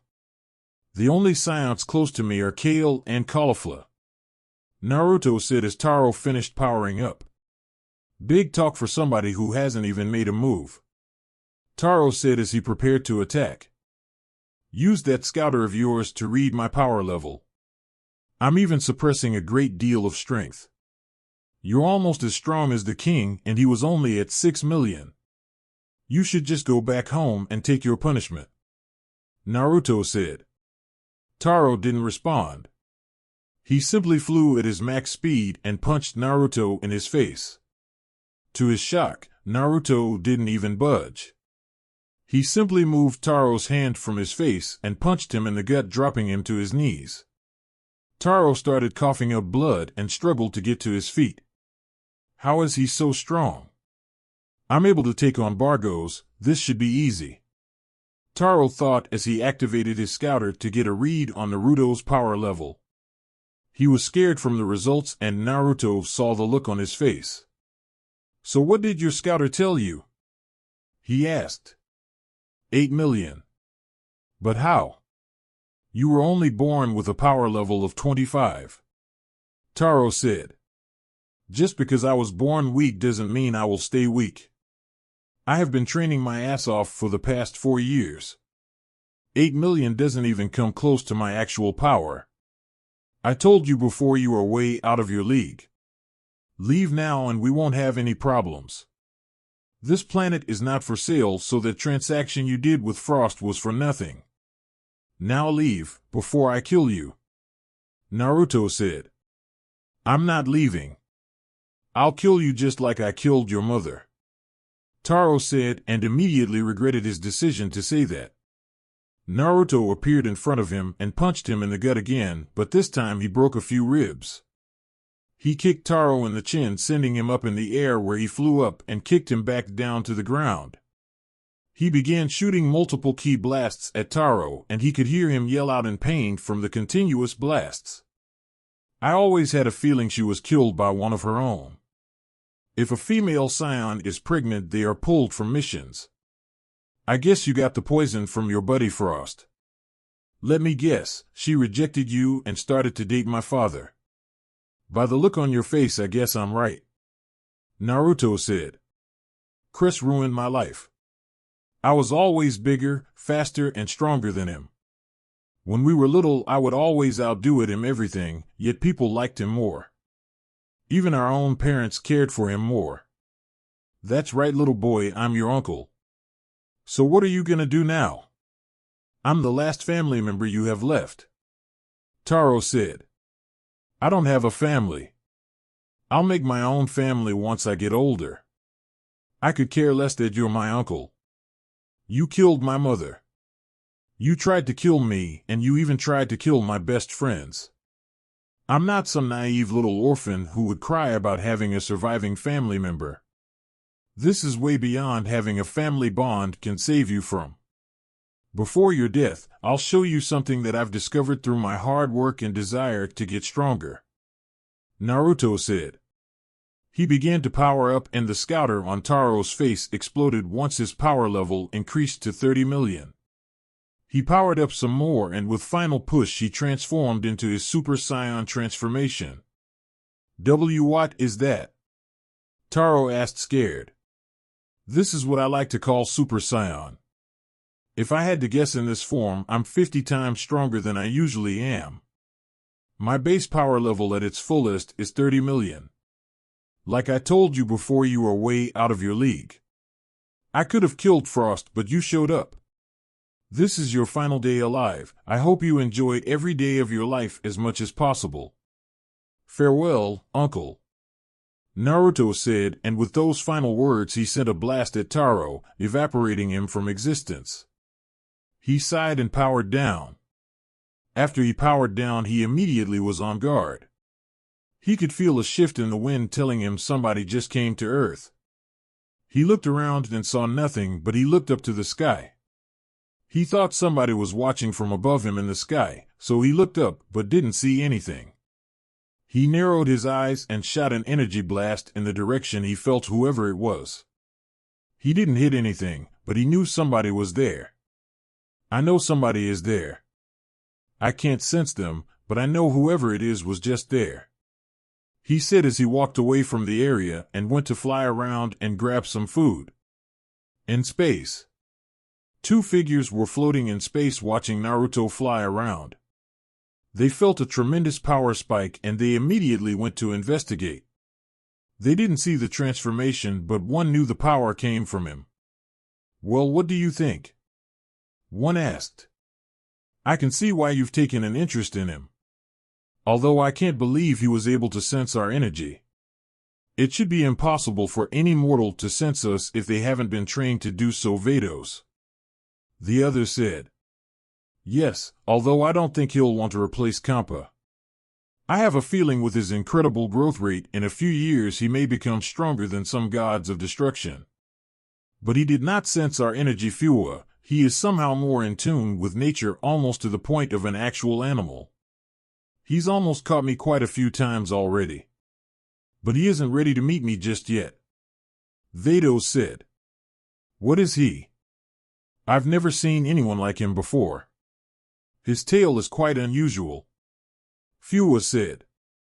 I believe he is a saiyan from planet Sadala. But I've never seen a saiyan with a tail before. Vados said. Yes, I have never heard of a saiyan having a tail either. But to think he became this strong on his own is an amazing accomplishment in itself. No one to train him properly, but from what you've told me he was a near-perfect form. I would suggest you just watch him from your staff to not risk getting caught, or simply watch him from up here where he can't see you. But I would limit it to around the times you have meetings with the other angels so Kampa doesn't get suspicious. Fua said. I will watch from here, but in a few years I will let myself be known to him and offer him the chance to learn under me. His potential is limitless, and I would love to have him as a student. He's a nice kid. It sucks that he was exiled for something he didn't do. But I see he is taking care of the person who framed him. Vados said as she stared down at the earth. If I didn't know better, Vados, I would say from you watching him you've gained some type of motherly affection towards the boy. Fua said. Perhaps, but I am more interested in training him than becoming a mother. Vados said. If you say so, but I suggest we head back to Kampa. He'll start to get suspicious if we aren't back soon. Fua said. You're right, let's go. Vados said, and they disappeared from sight. With Naruto. Naruto was in the middle of eating enough food that could feed an entire village when he felt an energy spike from up above. He looked up and saw an attack coming straight for the earth. That thing has enough power to blow up the planet. Who the hell did this? He said. He stopped eating and flew towards the blast and countered it, easily sending it back to space. Oh, I see you weren't lying. You are a strong one. I can see why all of my men failed and Taro was taken out so easily. Are you sure you don't want to join me? Frost asked as he landed on the ground. Yes, I'm sure. You're actually at the top of my to-kill list. You gave Taro the poison to kill my mother. I've already dealt with him, now you're next. Naruto said, and before Frost could react, Naruto kicked him away and gave chase. I didn't even see him move. Frost thought as he was able to gather himself in the air. He looked down and Naruto was nowhere to be seen. Frost was about to speak before Naruto did. I'm behind you. Naruto said, and Frost turned around only to be punched in his face and blasted back to the ground. As soon as he hit the ground, he flew back up at Naruto and began trading punches and kicks. You're actually not bad. I guess I'll have to step it up a notch. Frost said as he suddenly disappeared and kneed Naruto in the gut. He used his tail to wrap around Naruto's neck and kept punching Naruto in the stomach. He powered up some more and the punches started to get faster and stronger. If Frost wasn't so caught up in causing pain to Naruto, he would have noticed the ki blast in Naruto's hand. Naruto simply lifted his hand and shot the blast at Frost's tail and cut it in half. He then kicked Frost away to the ground and sent a ki blast at him, causing an explosion. Frost rose out of the ground in pain, covered in cuts, bleeding a lot. On top of that, half of his tail was missing. My tail. Do you realize what you've just done? How dare you make a fool out of me? I am Frost, the strongest being in the universe, and I will not be made a fool of by some kid. Frost said and began to power up. Frost started to let out an enormous amount of power, and Naruto noticed his body starting to form cracks on it. I guess he's transforming. Given the amount of power I'm feeling from him, I can still take him in my base form. Naruto thought as Frost finished powering up. Naruto looked at this new form, and he couldn't really see a difference in power, but he knew something changed. In this form, Frost had a reformed mouth, elongated head, spikes coming from his back, and his tail regrew. You should be honored. I've never shown this transformation before. You will be the first and last person to see it. But don't worry, I'll make sure to give you a good show. Frost said as he suddenly vanished. He's fast. Naruto thought as he blocked a punch from Frost. Frost wasted no time in moving again to start his attack. He vanished again and this time planted his fist in Naruto's gut. He grabbed him by the face and blasted him away with a point-blank ki blast. Before Naruto could correct himself, Frost was right in his face and kicked him away to the side before sending a barrage of ki blasts at him, and all of them made contact, causing a large explosion. I guess this form was too much for him. I told that boy I would not be made to look like a fool. He may have defeated Taro, but Taro is nowhere close to my level. Although he was strong enough to push me this far, he would make a great addition to my troops. Frost said, but a voice behind him sent chills down his spine. Your head would make a great trophy on my wall. Naruto said as he kicked him away. Frost managed to get himself together and looked up to see Naruto standing there without a scratch on him. How are you not hurt? I know for a fact that I should have done some damage to you. Frost said. Your little transformation has a huge flaw to it. You may have gained a ton of speed, but you lack power. Your strength hasn't increased that much, and neither has your power level. You prey on those weaker than you, so you've never had an actual test to see how strong you really are. I can guarantee that you don't even train, since you only fight people who are weaker than you. I'm the strongest saiyan alive in our universe. I'm not cocky to say there's nobody stronger than me. I know there are people out there stronger than me. Naruto said. Are you done?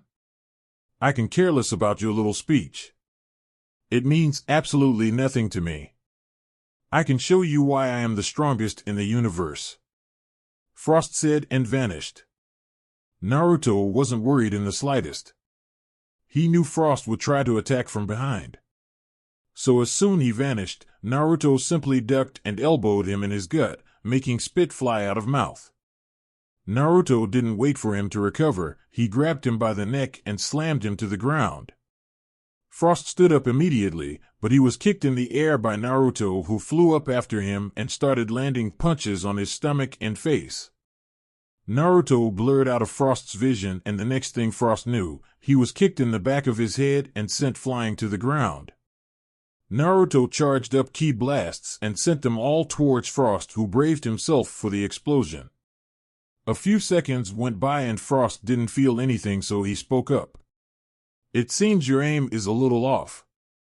All of those attacks and none of them hit the intended target.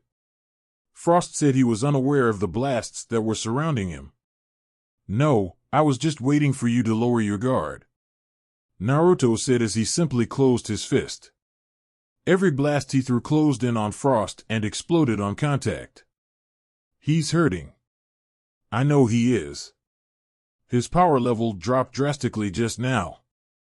Naruto thought. It took some time for the smoke to clear and Frost was on the ground out cold in his first form. Naruto walked up to him ready to go for the kill when 10 people who, if he had to guess, were Frost's henchmen. Get back or we'll kill you, one of them said, and they all got ready to attack. Take him and leave. I've already proven my point that I can beat him. When he wakes up, tell him that I wasn't even trying.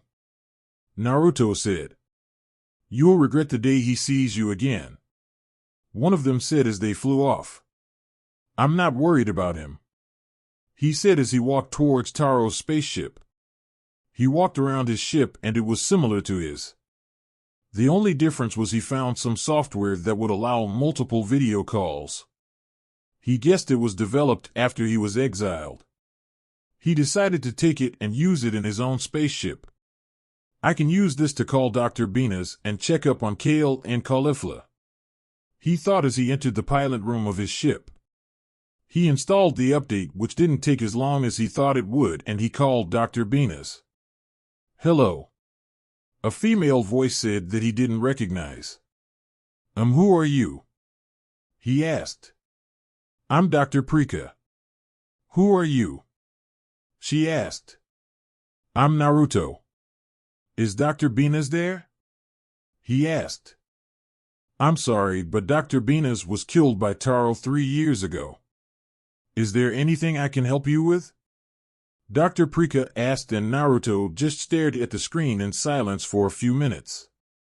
Yeah, are Kale and Caulifla around?"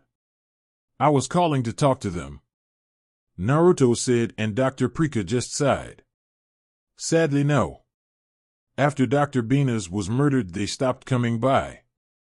Nobody has seen them, but rumors say Caulifla ran off to join some kind of local gang and that she took Kale with her." Prika said. "What the hell is going on? Is King Borgas available?" he asked. "No, he is busy at the palace. Taro has gone rogue and he is trying to track him down, as well as Kale and Caulifla. Can I give him a message?"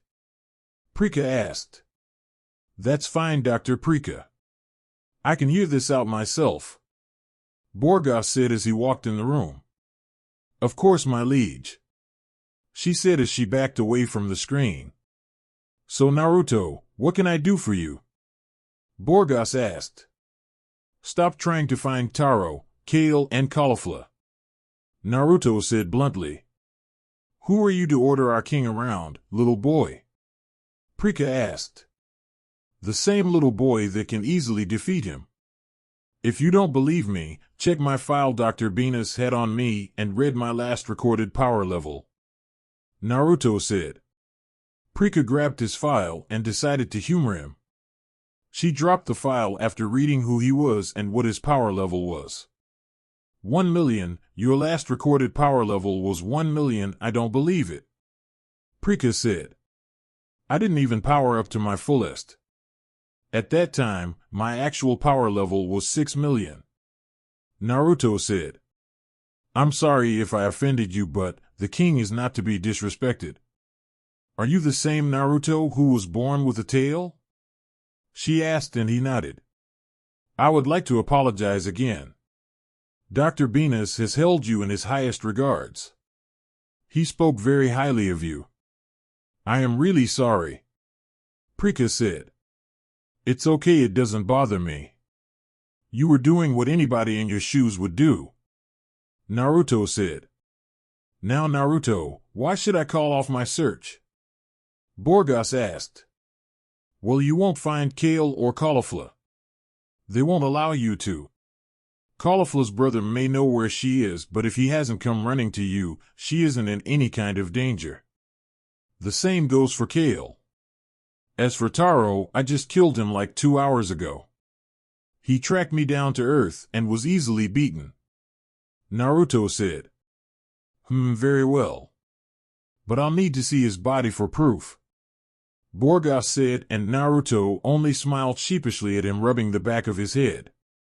"What did you do, Naruto?" Borgas asked. Well, he kind of admitted that he was the one who poisoned and killed my mother.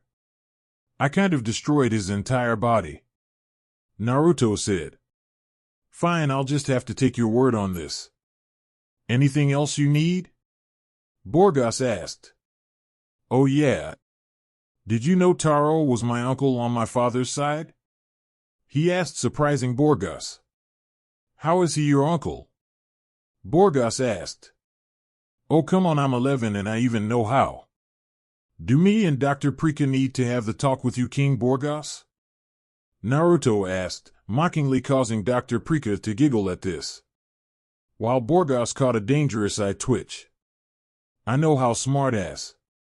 I mean, how, as in your grandparents are on file for only having one child. A few years after returning from a 2-year-long mission.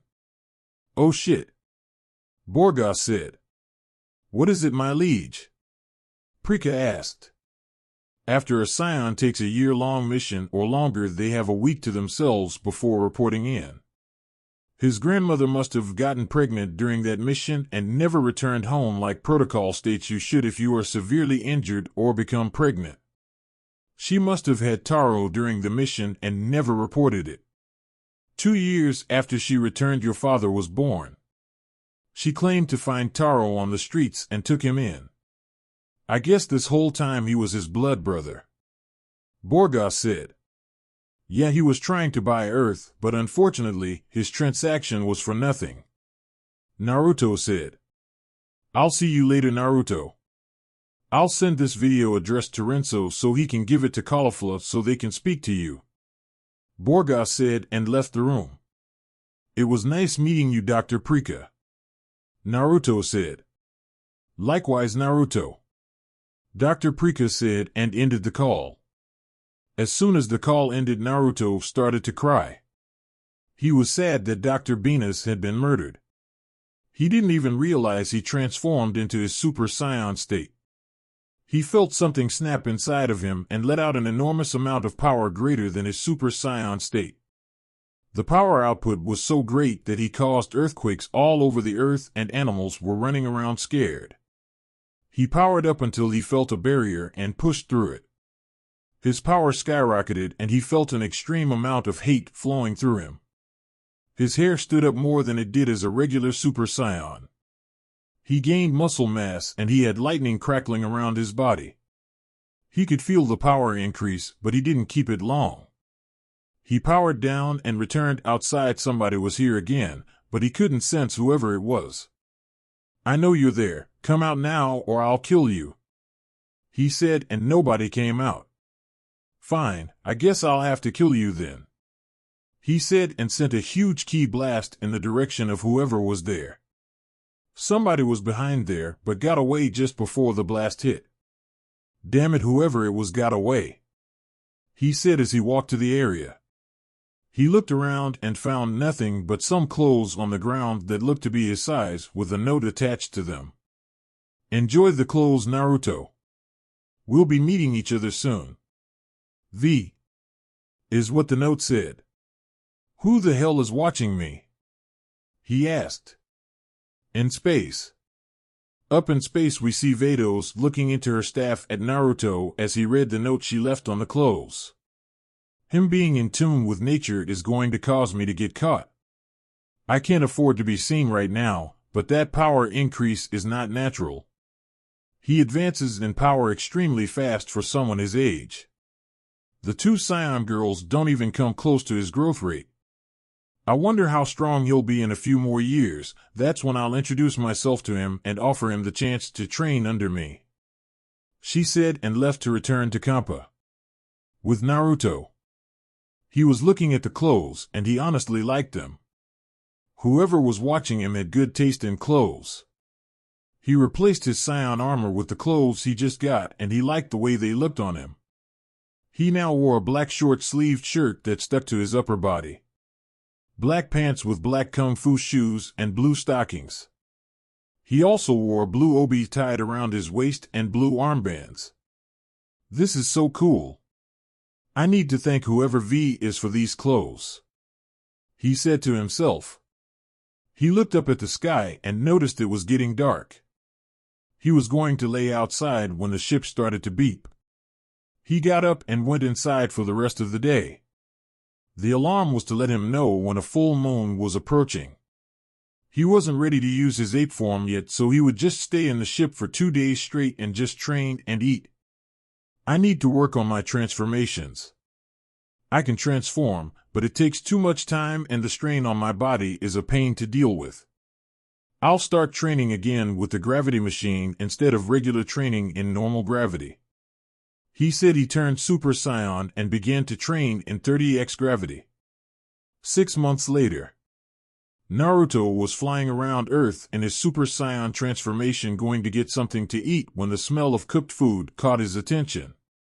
He noticed it was at one of the fancy restaurants he would go to every once in a while. He landed and decided to walk around with his power suppressed. It was difficult to do while in his Super Saiyan form, but he got it low enough to that of one of the stronger animals on the planet. He arrived at the restaurant and saw 3 people he's never seen before. "Lord Kampa, do you think it's wise to spend so much time here?" Vados asked. "I agree with Vados, Lord Kampa. We don't know who or what could be on this planet." Fua said. "Vados, is that strange-looking lady the person who left me these clothes?" Naruto thought. "Oh, calm down, this planet has nobody on it. I thought it was destroyed due to wars, but apparently I was wrong. Besides, there's nobody that can take us on. I'm the god of destruction. Fua is the supreme Kai, and Vados, you are my angel and guide. Honestly, nothing will happen while we are here. My senses are on full alert. If anything tries to sneak up on us, I will know." Kampa said, and Naruto decided to speak up after that statement since he was already caught. "Who are you?" he asked. Kampa screamed and jumped to the ceiling. "Isn't this what we were trying to avoid?" Fua whispered to Vados. "Yes, but apparently Lord Kampa and his appetite had better ideas." Vados said. "Well, what do we do now? Should we introduce ourselves?" Fua asked. "We might as well." Vados said. "I already know your names. You're Vados. He's Fua, and the fat purple cat clinging to the ceiling is Kampa." Naruto said. "Who are you calling fat?" Kampa asked in a dangerous voice. Look at you. Your stomach looks like it's about to destroy your pants. Seriously, do you even work out?" Naruto asked. "You do realize I can kill you, right?" Kampa asked. "May you're not the first person to threaten to kill me. But given vibes I'm feeling from Vados, she won't let you kill me. Thanks for the clothes, by the way," Naruto said. "You're welcome, Naruto." Vados said. "How do you know my name?" "I haven't told you it yet." Naruto said, then he thought about it. "Wait, was it you 3 who have been watching me?" Naruto asked. "Well, no, not all of us. It was mainly Vados. I came along once, and that was after you killed that guy Taro, I believe his name was." Fua said. "Yes, I have to say, quite impressive for you to almost discover me being here. I know you can't detect my energy, so I'm guessing you use other methods." Vados said. "Vados, if he can't detect our energy, then how did he almost discover you and find us?" Kampa asked, still clinging to the ceiling. "Are you ever going to come down from there? Honestly, a god of destruction getting scared by an 11-year-old, that is a bad look on your image, man. But to answer your question, I'm more in tune with nature, most likely because of my tail. Due to that, I can sense the slightest change in the wind if it's unnatural. So I always knew somebody was watching me. I just had a hard time finding out where. As for me finding you today, I simply smelled the food you were cooking." Naruto said. "I'm impressed by your growth, Naruto. However, I do not feel the same energy from you that I've felt before. Perhaps you have strength that comes out at a certain period of time. One more thing, I thought you had black hair and black eyes, not blonde hair and green eyes. What happened to you?" Vados asked. "It's something called hair dye and eye contacts. I think I look good like this," Naruto said, lying. He didn't want anybody to know about the Super Saiyan transformations yet. "Okay, that's good and all, but can we eat now? I'm starving and all this meat looks delicious," Kampa said, finally coming down from the ceiling. "Aren't you a bit overweight? Perhaps you should start with a nice salad," Naruto said. "I'll have you know I am one of the strongest gods of destruction. My weight does not affect the way I fight. There are only 3 gods stronger than me. Do not tell them I said that, Vados," Kampa said. "I would never do something like that, Lord Kampa. That would be disrespectful towards you." Vados said unconvincingly. Yeah, sure you won't. Kampa said. You said you're one of the strongest gods of destruction. How many are there? Naruto asked. That will be known to you at a later date, Naruto. Right now you are not ready for that kind of information. I would suggest you focus on training and getting your skills better. You do that, we might meet again in the future. However, we must be going. We have a meeting with the other gods and angels. Vados said as she packed up their food and they all teleported away. What, no goodbye? He asked out loud, and then he looked at the mess they made. They didn't even clean up after themselves. I know this restaurant isn't mine, but at least have the courtesy to clean up after yourself. He said and began cleaning up. In space. He's a good kid now that I've met him face to face. Fuwa said. Although he called me fat more than once, I can agree. I can feel the power radiating from him, and it's a lot. I've been watching over this universe for a while, and outside of us there are only 3 people stronger than him. The famous assassin of our universe. That other saiyan girl with the hidden power she has yet to access. Then that one weird-looking creature with blue skin and orange hair.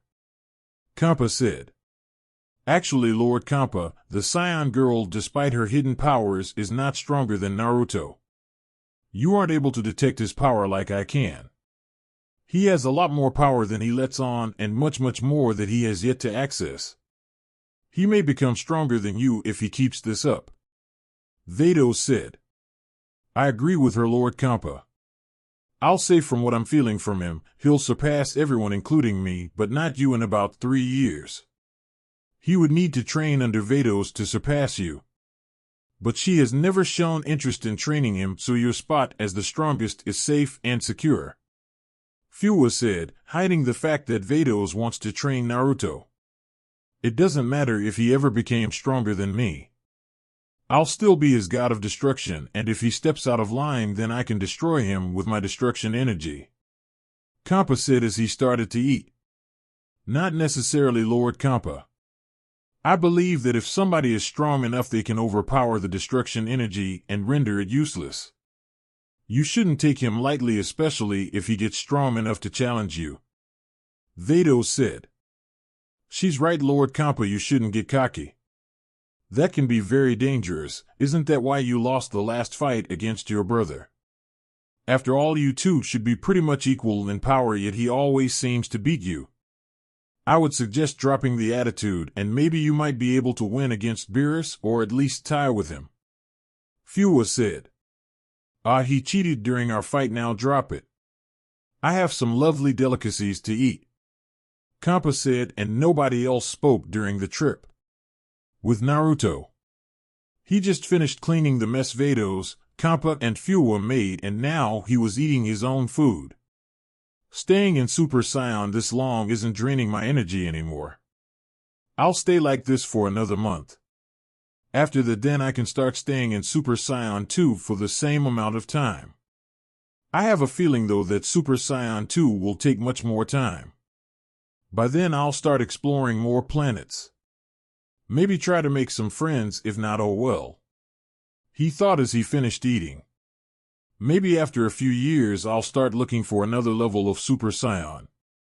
If there is another level, I know it will be even more energy draining than the first 2. He said as he left the restaurant and went back to his spaceship. Alright, it's still pretty early, so it's time for me to start training. I'll work on my speed and dodging. He said and prepared to start his training.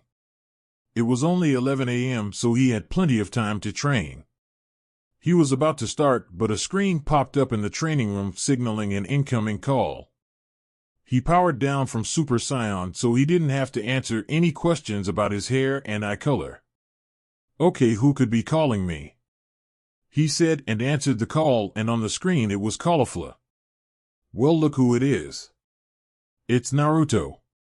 Long time no see, huh? So how have you been, buddy? Caulifla asked. I've been good, Caulifla. What's this I hear about you taking Kale away and joining some gang?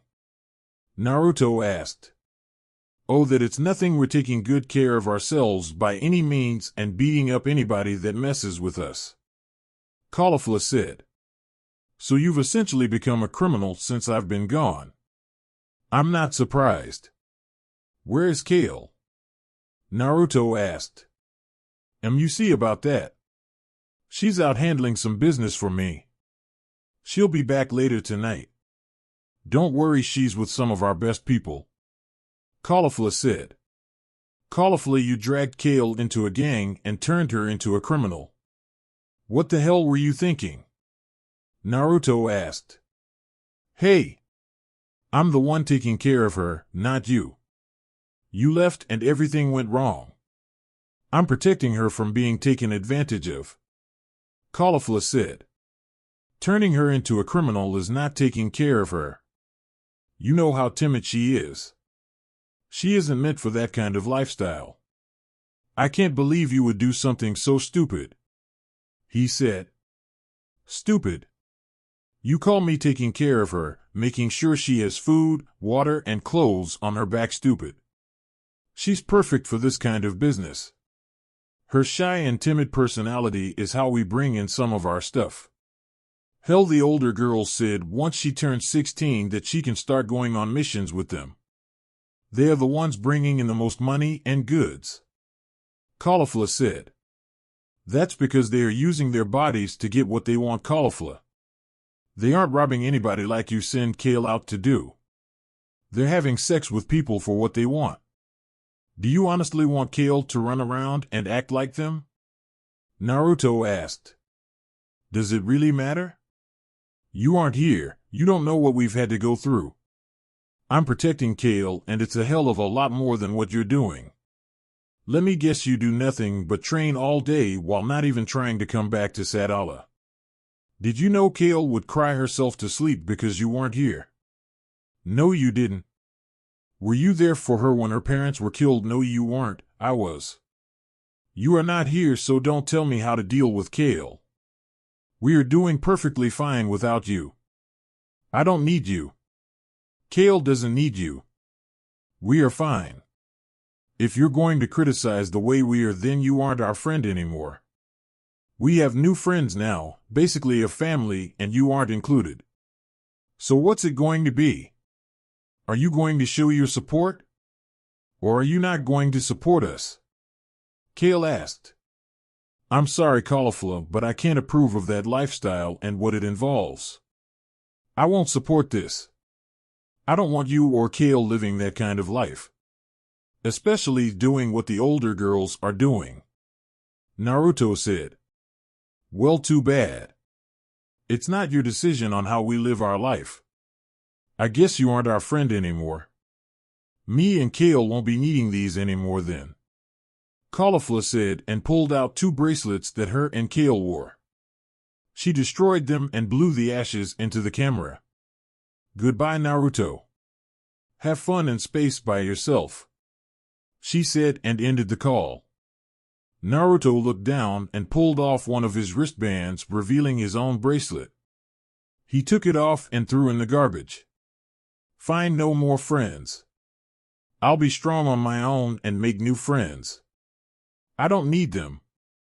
He thought as he powered up to Super Saiyan and turned the gravity on up to 50x gravity. He fell to the ground and started working out. With Caulifla. Caulifla was sitting in her room staring at the wall. She couldn't believe it. She just ended the friendship she had with one of her best friends. I know he meant well, but he has no right to judge us on how we live our lives. She thought. She didn't want to end her friendship with Naruto, but in her mind she was right.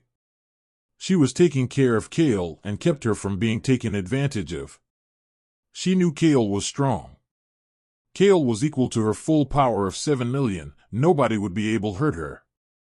That brought up another problem. What am I going to tell Kale?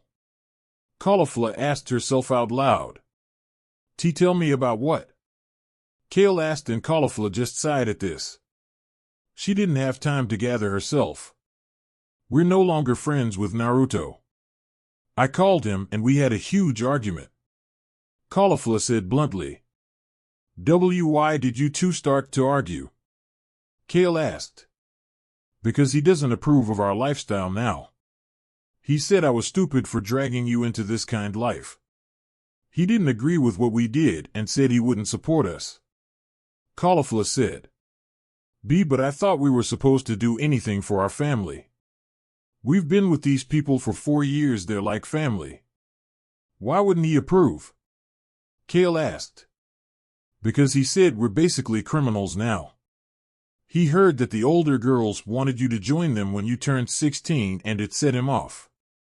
Caulifla said. But we aren't criminals unless we get caught. That's what we were taught. He was the one that told us family sticks together and doesn't turn their backs on each other. Did he turn his back on us? Kale asked. Yeah, he did, Kale. I know you two have been friends since you were born, basically family, but he's turned his back to us. Caulifla said. What about our bracelets? Kale asked. I destroyed them and blew the ashes into the camera before hanging up on him. Caulifla said, pointing to the ashes scattered around the room. Do you think he got rid of his? Kale asked. I don't know, Kale. Honestly, I don't care. He made his decision and now we're no longer friends. Caulifla said. Can we at least call him one more time to see if he'll change his mind? Kale asked. Fine, Kale, go ahead. Caulifla said. Kale nodded and went over to the monitor and tried calling Naruto. It didn't work and went straight to his voicemail. She tried a few more times and then a red X appeared on the screen. Naruto blocked him from calling him. He blocked us. Kale said, getting ready to cry. I'm sorry, Kale, I really am. But I guess we're no longer going to hear from Naruto. Caulifla said as she gave Kale a rare hug. Does this mean he's our enemy now? Kale asked. I don't think so. Remember, he isn't allowed on Sadala, so he won't be in our way. The only way I could see him stopping us is if we travel to another planet that he's on and we're causing trouble. Other than that, we'll have no problem with him. Caulifla said, and Kale nodded. Oh, okay, but we need to get stronger just in case. I know for sure we're both no match for him. We never were. He would always hold back against us. Kale said. You're right, Kale. Tomorrow we start training so hard that it will almost kill us. Let's get some sleep, it's late. Caulifla said it was midnight and they needed sleep. With Naruto. It's been 13 hours since he ended his friendship with Kale and Caulifla. He hasn't stopped training even for a second. He was currently in his Super Saiyan state, training in 100x gravity. He powered up and sent out multiple blasts to fly around the room. He then sent out a fully powered blast and had it do the same. He powered down to his suppressed Super Saiyan state and began his dodge training. The gravity increased to 105x gravity, so the blasts gained speed and became heavier. He would dodge one and immediately have to dodge another. The interesting thing about this training was the blasts weren't going in a circle around the room. After he went over to the training programs, he saw that the ship could produce little machines that would float around the room and reflect the blasts at him. So now, instead of them just going around in a predictable circle around the room, they were now in an unpredictable pattern, and Naruto was getting scrapped a lot. But nothing major to cause him problems. This is getting difficult. The gravity keeps increasing and I haven't gone past 110x gravity yet. I need to turn it off or I'll get killed, he thought. As soon as he was about to turn the gravity off, he was hit in the back by a blast. He quickly recovered, but another hit him in the stomach, then the back again. This kept going on until the largest blast with his full power was coming right towards him. He was going to block it, but the gravity increased to 120 and he fell to the ground with the blast headed straight towards him. Ah, crap. Was all he thought before the blast connected and exploded, sending him flying into the wall unconscious. He didn't exit his Super Saiyan state, but he was unconscious on the ground. Vados, who had come to Earth so Kampa could have some more food, decided to see what Naruto was up to. She only caught the tail end of his training when he was hit by all of the blasts. Given the amount of power and speed behind those attacks, especially due to the gravity being so high, he's lucky to only be unconscious. He should be dead right now, she said as she teleported into the room and deactivated the gravity machine. I'll place him in his healing tank before I go, she said as she picked him up and walked to his healing area. She placed him in the tank and set it to heal him for 12 hours. He should be fine by then. I'll head back to Lord Kampa before he gets angry and starts randomly destroying planets again, she thought, and teleported away from Earth back to Kampa's planet. Before she left, she made him some more clothes that were more durable and gave him a lot of different sizes for when he grows or destroys an outfit. Next day. Naruto woke up the next day early in the morning and could feel himself fully healed. He heard an alarm going off and liquid draining off of his body. He realized he was in the rejuvenation tank. I don't remember going into the tank. I don't even remember anything after I was hit by that blast, he thought as he exited the rejuvenation tank. He flexed his muscles and rolled his shoulders and felt no pain. Good as new, but I still need to take a shower, he said as he left the healing area. After his shower, he went to put some clothes on and noticed he had a lot of outfits in his room. I don't remember having this many clothes. Why is there so much clothes here? He asked himself. Then he thought about it. It was only one person who could have done this for him.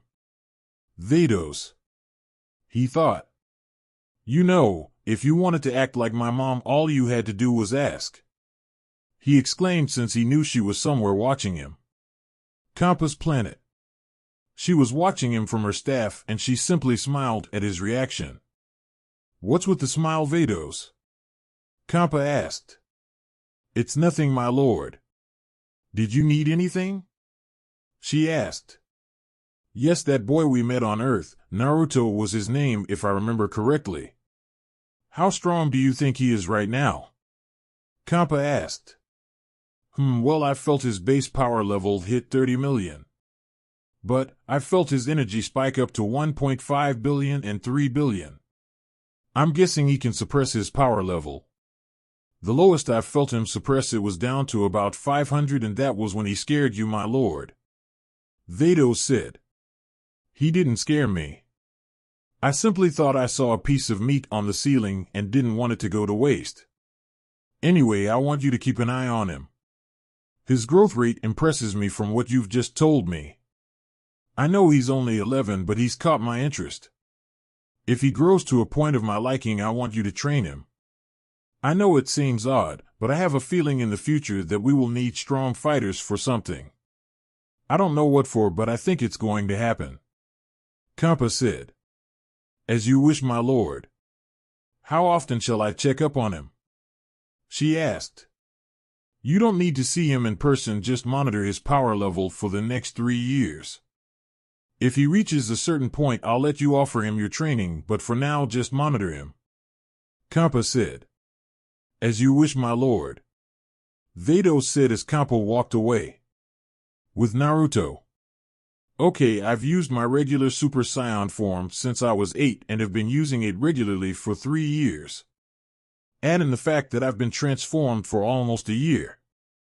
I should start focusing on getting used to Super Saiyan too. I'll need to add meditating to my training routine. That form generates a lot of malice, and I'm usually a calm person, but I didn't want to do anything but kill Taro again after I transformed, he said. He began to transform into Super Saiyan 2, but it was hard. He could feel the power but had a hard time grasping it.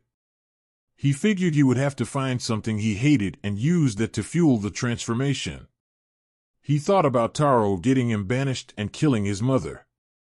And he thought about Frost sending his men to the planet and himself coming to kill him. Neither of those worked. There was only one thing left for him to think about. Kale and cauliflower, he thought. That was the trigger. He felt the power swell inside of him, and like a dam breaking, the power flooded through his body. With one final push, he transformed. His hair stood up more than it was in his regular Super Saiyan state. The lightning was more intense than the last time, and his aura was more fierce and intense, like a raging flame. Do I really hate them that much? He thought as he sat down in the training room. This will take a while to get used to, he said as he began to meditate. Kampa's planet. That must have Naruto's spike in power. But why is it filled with so much rage? Vados thought. Vados picked up her staff and used it to check on Naruto. When she got a picture of him, he was just sitting down meditating. But his face was scrunched up like he was angry at something. Nothing seems out of the ordinary for him. His hair seems to be spikier, but I could be wrong. This isn't much to inform Lord Kampa about. I'll just monitor his power level every time it increases. I can't check on him every time his power level spikes. Perhaps Fuwa was right. Maybe I have gained some kind of motherly affection for him. She thought as she turned off her staff and set it down. I'll check his power twice a year for the next 3 years. That should be a decent amount of time for me to gather his power level for Lord Kampa, she said. Kale and Caulifla. All right, Kale, it's time for us to begin our training. Let's start off with a spar and move on from there, Caulifla said, powering up. Right, Kale said as she powered up as well.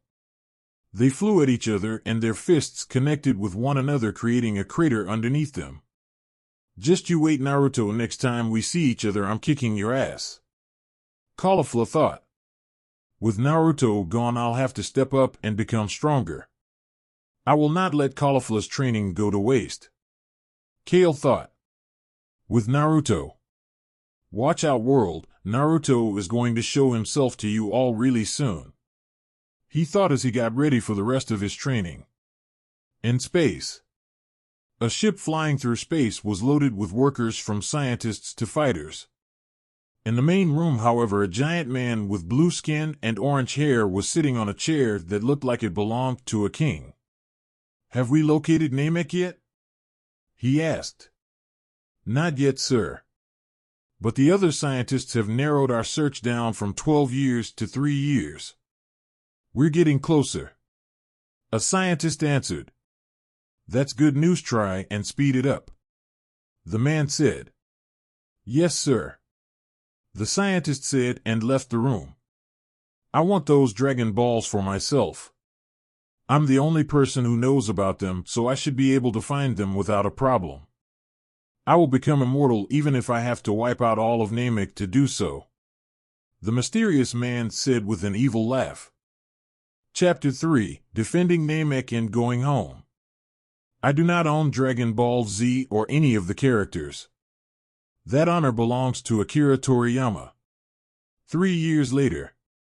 Naruto, now 14, was just finishing up some training. He stayed in his Super Saiyan 2 transformation for 2 of the last 3 years. He had an extremely hard time doing this training because of how powerful the transformation was.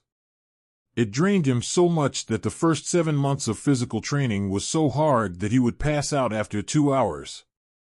His stamina increased exponentially since he never left out of this transformation. He hasn't seen or heard from Vados, Kampa, or Fuwa in the last 3 years, but he had a feeling they were watching him. Okay, the training for the day is over with. I'll head out to explore sometime next week. I'll rest up for this week, probably head out to Namek first before I go anywhere else, Naruto said. Another thing over the last 3 years he did besides training was he had to deal with Frost continuously sending his troops to Earth trying to kill him. They were all dealt with easily. He did fight one person who almost made him power up to Super Saiyan, but it wasn't needed. He asked if this person worked for Frost, and he replied saying he worked for somebody stronger than Frost. Who is it that's stronger than Frost? He thought. He sighed and stood up to go grab a bite to eat. He flew to a restaurant he was at yesterday. He entered and it was a mess. There were dishes everywhere and raw food left out. Damn it, Vados, if Kampa is going to come here to eat, can you at least make him clean up after himself? Naruto said to himself. He cleaned up Kampa's mess because it was everywhere and he had no space to make his own food.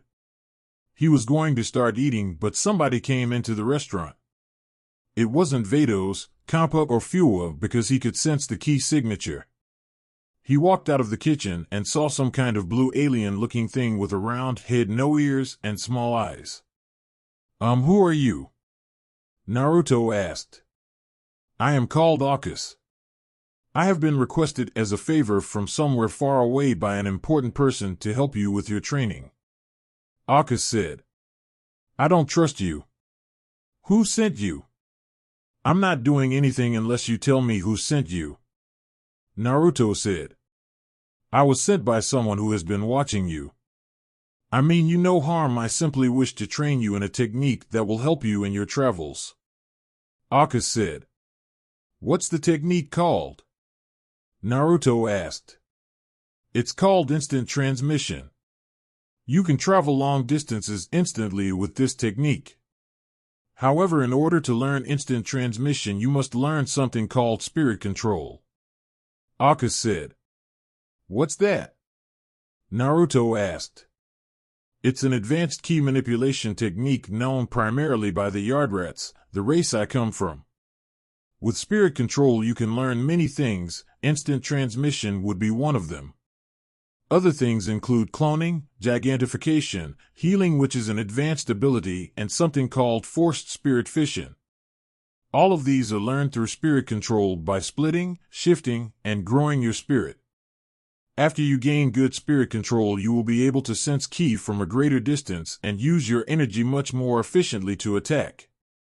However, once you learn this, it will take you some time to get used to using your ki with such precision, so I would suggest if you accept this training to take some time before going into a fight.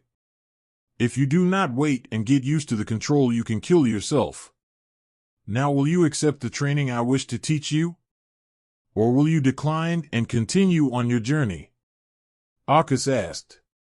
If I accept this training you were sent to give me, how long will it take? Naruto asked. It all depends on what techniques you wish to learn after you learn spirit control. Akis said. I want to learn all of them. The whole becoming gigantic thing may come in handy one of these days. Naruto said. Learning all of those would take you 3 years to learn and to get used to how easy it will be for you to use your ki. If you don't do that, then you can blow up an entire planet when you only want to create a small harmless blast. Akis said. So 3 years of training this new control, some techniques, and ki control. I guess my journey to Namek will have to wait. When do we start? Naruto asked. After you finish eating. Is that fine with you? Akis asked. Yeah, sure, that's fine. Naruto said. Naruto went to the back and came out with a tray stacked with food. He did this 20 more times, and it was enough food on the table to feed about 200 people. I'm thankful for the hospitality, however I do not eat meat. Akis said. Oh, I made this for myself. If you'd like, I can go make you a salad and grab some fruit for you. Naruto offered. No, it's fine, I already ate. Akis said. Oh well, if you say so. Now, can you tell me who sent you? Naruto said. I am not at liberty to say who this person is. I am told that you will meet them sometime in the future, so you do not need to worry. Akis. Did this person say anything else about me? Naruto asked. Not really, only that your power level has grown quite a lot in such a short amount of time. I'm told your power level at its fullest is in the trillions, possibly quadrillions. Now eat your food, we have 4 years of training to begin. Akis said. Naruto didn't respond, he began to eat his food at a rapid pace. Akis could only look on at this in amazement and disgust. He wasn't a fan of people who eat like Naruto, and now, he would have to spend 3 years with Naruto and his barbaric way of eating. This is going to be a long 3 years, Akis thought to himself, as he watched Naruto finish eating. About an hour later, after Naruto cleaned up his mess, both Akis and Naruto were standing in the middle of the forest where his spaceship was located. Akis created some tall yet skinny spikes out of a huge tree and went to stand on one. "What are these for?" Naruto asked. "These are to help you with your spirit training. You need to balance your mind and body to accomplish this training before learning any of the techniques. Now the key is to balance on these only using your feet," Akis said by demonstrating how he should do it. "Okay, that seems easy enough," Naruto said. "No, it isn't as easy as it sounds. For this you must complete balance and not fall off. If you have the body part of training done and not the mind part, you will fall to the left. If you have the mind part and not the body, then you will fall to the right. If you fall to either side, then you are not balanced," Akis said. "What happens if I have neither?" Naruto asked. Yes, that's what the spikes are for. If you have neither, then you will fall straight down on the spike. I suggest you try on one without a spike top first. If you have neither side of spirit control, then the pole will enter a certain hole, and I'm sure it will be quite uncomfortable for you," Akis said. Naruto winced and went to the wooden pole that did not have a spike on top of it. He got into the same position and began to balance himself with his feet. He crouched down and gave the training a shot. Right after he crouched down, he immediately fell down to the left. "I see you need to work on your mind to achieve balance," Akis said. "I don't understand. After my training, I meditate for about 4 hours. How can I need to work on my mind?" Naruto asked. "You must have deep hatred for something or someone that is affecting your mind. I suppose you have dark thoughts about whoever it is, resulting in your mind and body not being balanced. We have 3 years to train, which is more than enough time to figure out what it is you are not letting go of," Oka said. "The only thing I can think about is when me and my friend Caulifla got into an argument 3 years ago and ended our friendship. We had these friendship bracelets, she took hers and my other friend Kale's out and destroyed them in front of me before hanging up, ending our friendship for good," Naruto said. "Then that must be it. Tell me, Naruto, what did you do with your bracelet?" Akis asked. "I threw it in the garbage," Naruto said. "Perhaps you need to destroy it to move on and have closure. You need to solve this problem in order to begin learning the techniques. Now go and find that bracelet if you haven't thrown the trash out already," Akis said. "I tried to, but the ship would keep spitting it out of the garbage disposal," Naruto said as he went and got the bracelet. "Now that you have it, I want to ask you something. Why do you hate your former friends Kale and Caulifla?" Akis asked. "It's not that I hate them. I just don't approve of the lifestyle they chose to live. I mean, they became gang members and began doing illegal activity. I mean, they've basically become criminals. I know it's not my decision to make, but I couldn't just go along with it. I told Caulifla that what they were choosing to do was stupid. We argued some more. She said they had new friends and have basically become a family, and I wasn't included. I told her I wouldn't support the life they want to live, and she destroyed the bracelets in my face before hanging up," Naruto said. "I see. So you hate them for living that kind of life.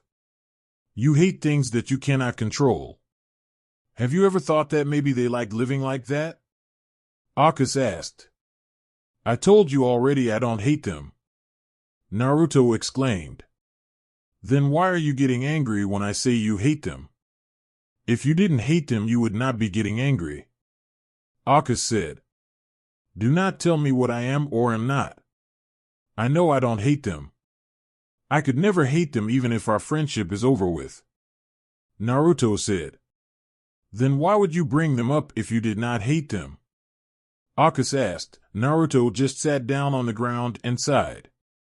I guess I do hate them. How do I get over this? Naruto asked. Well, you've completed the first step, which is admitting that you hate them. What I want you to do next is meditate as you normally do. Think about the good times you all had and cherish them. I want you to get rid of the hate. In order to do that, you need to accept it.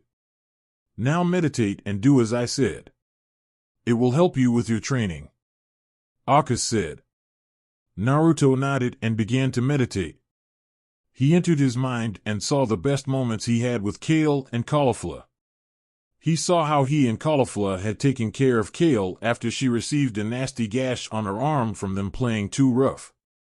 They were all smiles and happy. He noticed the time his tail got slammed in the door and left him basically paralyzed for 3 days, and Kale and Caulifla were taking care of him, making sure he ate, and Kale even rubbed his tail for him. Then came the time Caulifla's brother left on a mission when she was 4 and would be gone for 3 years. She cried all day basically, and Naruto came up with the idea they would all stay at Kale's house until her brother came back. Then came all of the pranks they pulled over the years, and when Kale bought them all the bracelets with a friendship charm on it. He smiled at this in the real world, and Akase saw it. He's remembered the good times they had together as friends. Now comes the next part, accepting the hatred. Akase thought. Naruto was meditating and came across the memory of him and Caulifla's argument. The scene kept playing over and over again. You see, Naruto, they hate us. A voice said. He looked up and saw some kind of black mist with red eyes. What are you? Naruto asked. I am your hatred. Now why don't you kill the girls? It was made clear that they don't need you anymore. Kick you to the curb. Destroyed the friendship bracelets they wore. We don't need them, you can get new friends. Remember when you said that? You can go to Sadala and blow it up. All you need to do is give in to your hatred, let me take over. I can make everything go away. You are the strongest in the universe, nobody can stop you. The Black Mist said while reaching out towards Naruto. You are right about them throwing me away to the side, ending our friendship. But I will not kill them. I've admitted that I hate them, but that's the way they chose to live their lives, and I have to deal with it. It isn't my place to tell them how to live their lives. I was wrong. Yes, I hate them for ending our friendship, but I have no choice but to accept it. Like I accept you. I probably wouldn't have reached the level I'm at without hatred, but I no longer wish to get stronger while hatred is creeping in the back of my mind. Naruto said. He reached out to touch the mist and it began changing into a bright gold color before entering his body. He felt an enormous amount of power enter his body, but it was deep inside him. He knew he would have to work hard to grab it. He opened his eyes and he was back in the real world. Well done, Naruto. I thought you would take longer to get rid of the hatred. Now I believe there is one more thing you must do before we begin training again. This is the final step. Akase said. Yeah, I know. Naruto said. He opened his hand, revealing the friendship bracelet he had. He sighed and looked up at Akase, who only nodded his head at him. Naruto created a ki blast in his hand and destroyed the bracelet, officially ending the bond between him, Kale, and Caulifla. Let's begin, Naruto. Akase said. Naruto nodded and flew up to a pole with a spike in it and got ready to begin. Now that you have rid yourself of hatred, you should not fall off. However, you will lean slightly to the left still. You will get the perfect balance after doing this for a bit. I want you to stay up here for 30 days straight. I will provide food and water for you. Only breaks you may have are bathroom breaks. Now begin. Akase said. Naruto nodded and began his balancing practice. He did lean to the left like Akase said he would, but it was only a slight lean, nothing that will make him fall over. Planet Sadala. Kale and Caulifla were in their room, which was upgraded since Caulifla became the second in charge of things within their gang. They were laying around when all of a sudden they heard glass cracking all around their room. What the hell was that? Caulifla asked. I don't know. But it sounded like glass cracking. Kale said. Let's check it out. Caulifla said. They began checking all around their room for anything broken but found nothing. Caulifla was about to leave the room when Kale called her. Caulifla, you might want to come look at this. She said quietly. That's one thing that hasn't changed. Kale no longer stuttered when she talked, but she was still timid and spoke quietly. Caulifla walked over to see what she wanted. What's up, Kale? What did you find? Caulifla asked. Kale didn't respond, she simply pointed at what she was looking at. Caulifla looked and was shocked at what she saw. Every picture from their childhood that had Naruto in it had a crack on his face and a crack making it look like he was being separated from them in the pictures.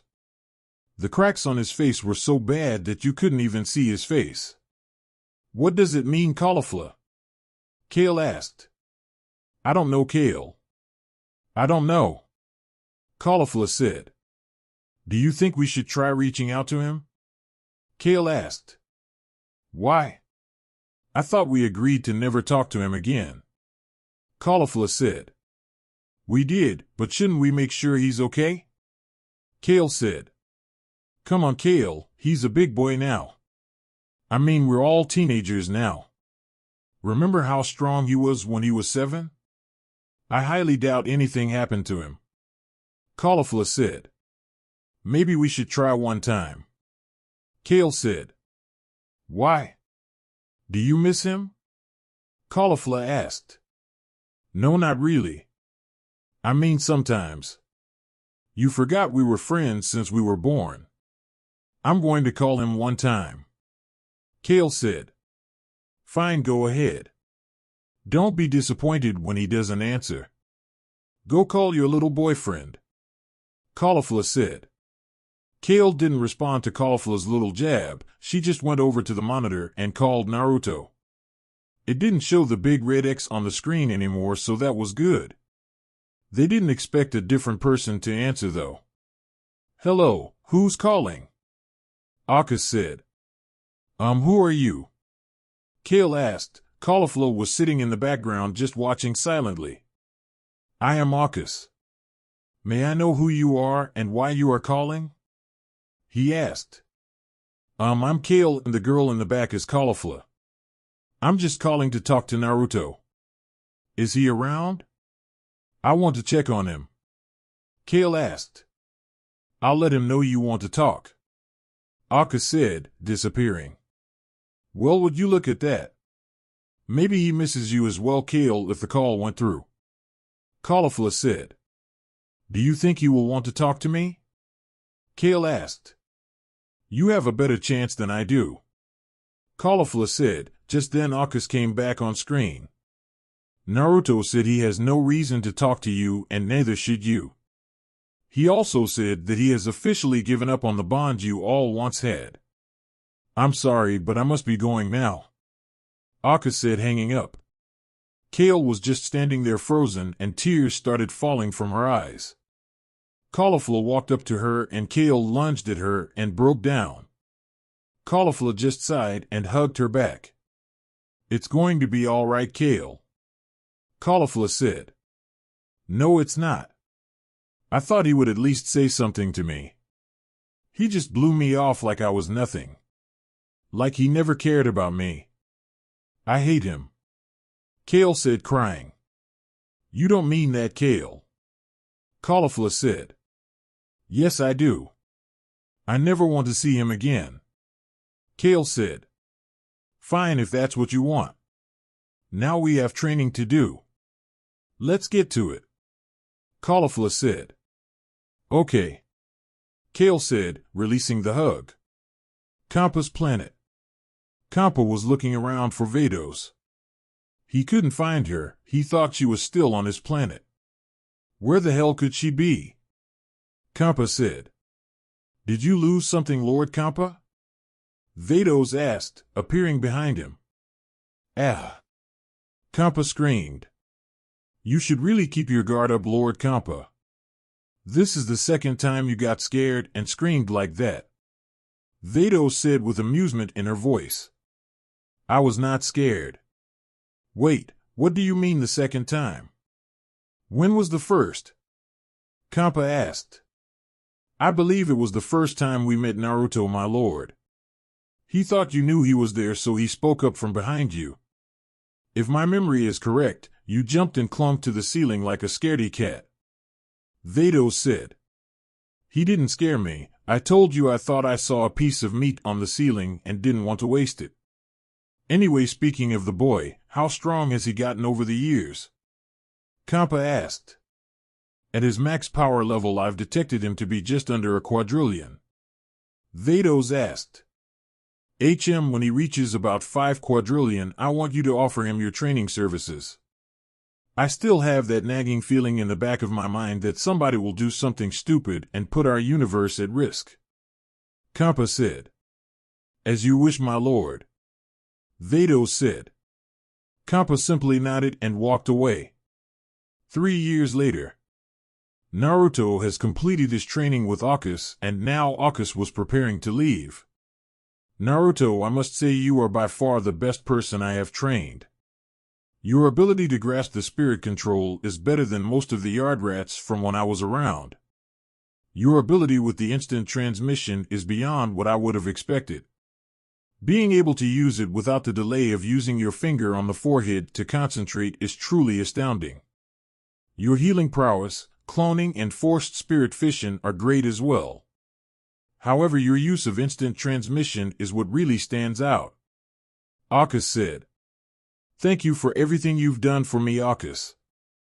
I don't think I would have gotten this far without you, Naruto said. Nonsense, all you really needed was a push in the right direction. I have no doubt in my mind if you were just given a push you would have figured this out yourself. Now I must be going. My time is up now, Akis said as he faded away. That was a fun 3 years. My ki control is so much better that I feel like I can transform effortlessly, Naruto said. He was about to transform when he felt ki coming from Namek that was too strong to be one of the Namekians. He used instant transmission and left towards Namek. He didn't take his spaceship because the spaceship was his key to getting back to Earth. It turns out all the energy that the ship absorbed from him during training left his key signature on the ship. He could use instant transmission to return to the ship. He discovered that during his training. Unknown location. How was it training him, Akis? A voice said. It went quite well, actually. I didn't think he would grasp the training so easily, though. However, he was holding back a lot of strength during training. It was like while he was training he was fighting to keep his power down, Akis said. That's because he has a lot of power stored in his body that he hasn't even tapped into yet. I can feel a lot of power coming from him, yet he still has potential that has yet to be tapped into. He's already stronger than me, and I'm classified as a god technically, even though I'm just an assistant, the voice said. That is true, even I felt it. However, I would like to return to the afterlife now, Akis said. Yes, I can see it in your face. You may leave now, thank you for your help, the voice said. Akis just nodded and faded away again, this time to the afterlife. I guess I was right when I told Lord Kappa Naruto would surpass everyone including me, but not Kappa. He's done that before I even went to Akis for help. He's only 17, yet he's the 3rd strongest in Universe 6, only behind Vados and Lord Kappa. If I know Vados, she'll offer him training soon, and in no time he will surpass Lord Kappa with her training, the voice said, stepping out of the shadows to reveal Fua. Namek. Naruto arrived on Namek and the place was a mess. Dead bodies lay around with homes destroyed. What happened here? Who did this? He thought. Naruto, is that you? A voice said behind him. He turned around and it was Kakuru, who was badly beaten on the ground. He almost looked dead. Naruto ran over to him and used his new healing ability on Kakuru. What happened here? Naruto asked. We don't know. 3 years ago, a strange green-looking man came here looking for the Dragon Balls. We knew he was evil, so we declined him. He of course got mad and started killing us off one by one. He has an entire fleet of soldiers and spaceships hovering in our atmosphere. They just recently went back, but I know they will return. For some reason they can't find the 7th Dragon Ball. They asked us where it was and we don't even know where it is. That's when they started destroying anything to find it. We decided to fight back and we only managed to take out maybe 100 of his troops, but we lost more than they did. Kakuru said. Of course they won't find the last Dragon Ball. I hid it underneath the water. Unless they want to dive to the bottom and dig it up, they won't find it. I had a feeling something like this would happen, so I hid one of the Dragon Balls. I saw the dust on them when you guys used them for me, so I figured you wouldn't mind if I hid one since you barely used them. I can feel the entire fleet up above me. I'm going to destroy the entire fleet. The only one who should be alive is the leader. I want you to clear out the Namekians who are still alive and get them away from here. I'm going to deal with the leader, Naruto said as he powered up to his Super Saiyan form. What is that, Naruto? Is that the controlled power of your giant ape form? Kakuru asked. No, it's something I like to call Super Saiyan. I have a feeling I'll need it for this fight. I'm only showing you this because I feel like I have no choice. Can you keep this a secret for me? Naruto asked. Of course. I'll get started on looking for wounded in other areas. Everyone is dead over here except me. Good luck, Naruto. Kakuru said and flew off to find survivors. Naruto looked up to where he felt the fleet of whoever was attacking and created a small ki blast in his hand the size of a baseball. The color of the attack was a silver orb with different colors of the rainbow around it, and it had sparkles going around it. He threw it up towards the fleet like a baseball pitcher and watched as it left behind a streak of a rainbow as it flew through the air. He powered down and waited for the right time to activate the attack. In space. My lord, there is an attack coming straight for us, a soldier said. How strong is the attack? The leader asked. Our best sensor on the fleet said it has a power level of 500. It's not much, but it can still damage the ships. The soldier said. Let it hit. We can just repair the damage. The Namekians are weak. We do not need to worry about their petty attempts at taking us out. The leader said. As you wish, my lord. The soldier said. Namek. Naruto looked up in the sky and sensed no change in any of the enemy's power level, so he decided to cause some trouble. Majestic Grenade, he said. The attack exploded in the atmosphere, taking out the entire fleet except the leader, just as he expected. After the attack was done, all you could see was a rainbow in the sky with sparkles going along it. He looked up and noticed somebody was coming down. Must be the leader. He has a decent power level, but I can tell he has it suppressed. Might have to power up to Super Saiyan again, he said. The man landed and Naruto could tell he was strong. Naruto took in his appearance and wasn't really surprised by what he saw. The man has teal skin and orange hair. He wore a suit, but the top was black and was open enough to show off his entire chest almost. He wore white pants with yellow boots. He wore a purple headband and had a red sash over his left shoulder. So who are you? Naruto asked. My name is Kogu. Now you will tell me where the Namekian is who just took out my entire fleet of soldiers. I am in no mood to sit around and talk, Kogu said. Well, you won't find the Namekian who took out your fleet because it wasn't a Namekian. It was me who took out your entire fleet. Before you go on a whole tirade about how it couldn't have been me just because I'm a child, let me get a few points across.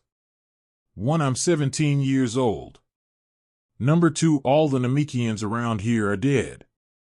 Last but not least, number 3. Sense my power level right now and you'll see that I'm right.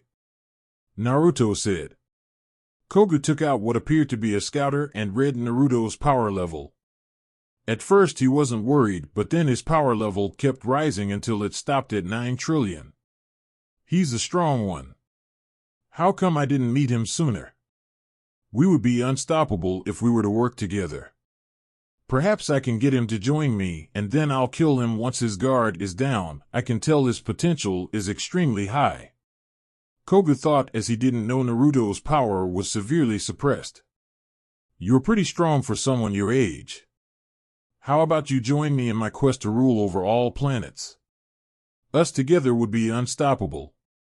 No one would even dare try to oppose us. So what do you say? Will you join me in my quest to rule the world? Or will I have to kill you where you stand? Koga asked. Neither of them will be happening. I won't join you, and you won't kill me because I'm stronger than you. I've taken out your entire fleet now. I'll only ask you this once. Will you leave this planet peacefully? Or will I have to kill you? Naruto asked.